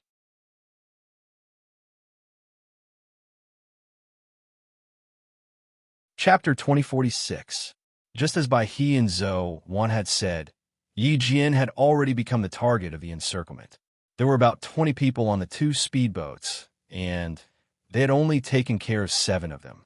There were still about 10 people scattered nearby. The gunshot sounded like an emergency call for everyone to gather, and more than 10 black figures surrounded them. Yi Qian, who had dodged the shots, knew that she was in danger. Since the enemy had already opened fire, there was no need for her to hold back anymore. The moment she dodged, the enemy slyly dashed a few meters away. Yi Qian's eyes were locked on the black figure in front of her. Listening to the sound of the black figure running, she chased after it like an arrow released from a bow. The target was clearly more professional than the one Yi Qian and the others had taken care of before, but it still couldn't be compared to a special forces soldier who had undergone rigorous training. After running for about 10 minutes, the target's stamina plummeted, and his agility and reaction speed were obviously not as good as before. Yi Qian was communicating with Bai He and Zhou Wan. The target is running in the opposite direction of the 2 groups, which is exactly what we planned. You 2 continue to attack from the shadows, but I'll come out in the open. Although it was a little inappropriate to attack from the shadows, for the safety of the engineers, it was worth the risk. From a moment the 3 of them intentionally allowed themselves to be swept by the helicopter's beam, they were already taking a risk. The 2 of us are about 100 meters away from you. We found 3 targets. Qing Yao, the 2 of us won't be able to support you in time, so be careful, Zhou Wan reminded her in a low voice. There were a lot of targets to take care of, so she would have to fight alone. Roger that. Yi Qian, who had been watching the black figure disappear behind the leaves, adjusted her breathing, answered calmly, and jumped down from a rock. When she landed, she was in a half-squatting position, but she quickly rolled twice and hid behind the roots of a tree. Bai He and the others had found 3 targets. On her side, other than the targets she was following, 2 more black figures entered her line of sight. From their movements, it seemed like they were searching with guns. Yi Qian, who had hidden well, exhaled softly and slowly adjusted the focus of her rifle. She didn't want to shoot with the rifle in her hand, so she planned to use her handgun. The target was very close, so shooting with a rifle would be overkill. Furthermore, she didn't know how many people there were, so she needed to ensure that she had enough ammunition and couldn't waste bullets. The FAMAS rifle in his hand had an effective range of 300 meters. It was equipped with NATO-made warheads, and there were only a pitiful 25 bullets in the magazine.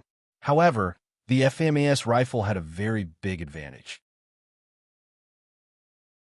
It was quite effective when firing in 3 bursts. Now that there were only 2 targets, it was better to save the bullets and use a pistol instead. Unfortunately, the pistol in her hand could not fire automatically. She had to pull the trigger once to fire a bullet, but it was fast.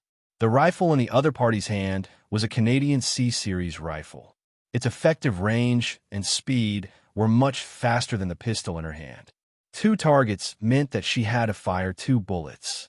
In order to prevent the other target from having a chance to fire when she fired the first shot, she needed to use a side jump to complete 2 consecutive shots.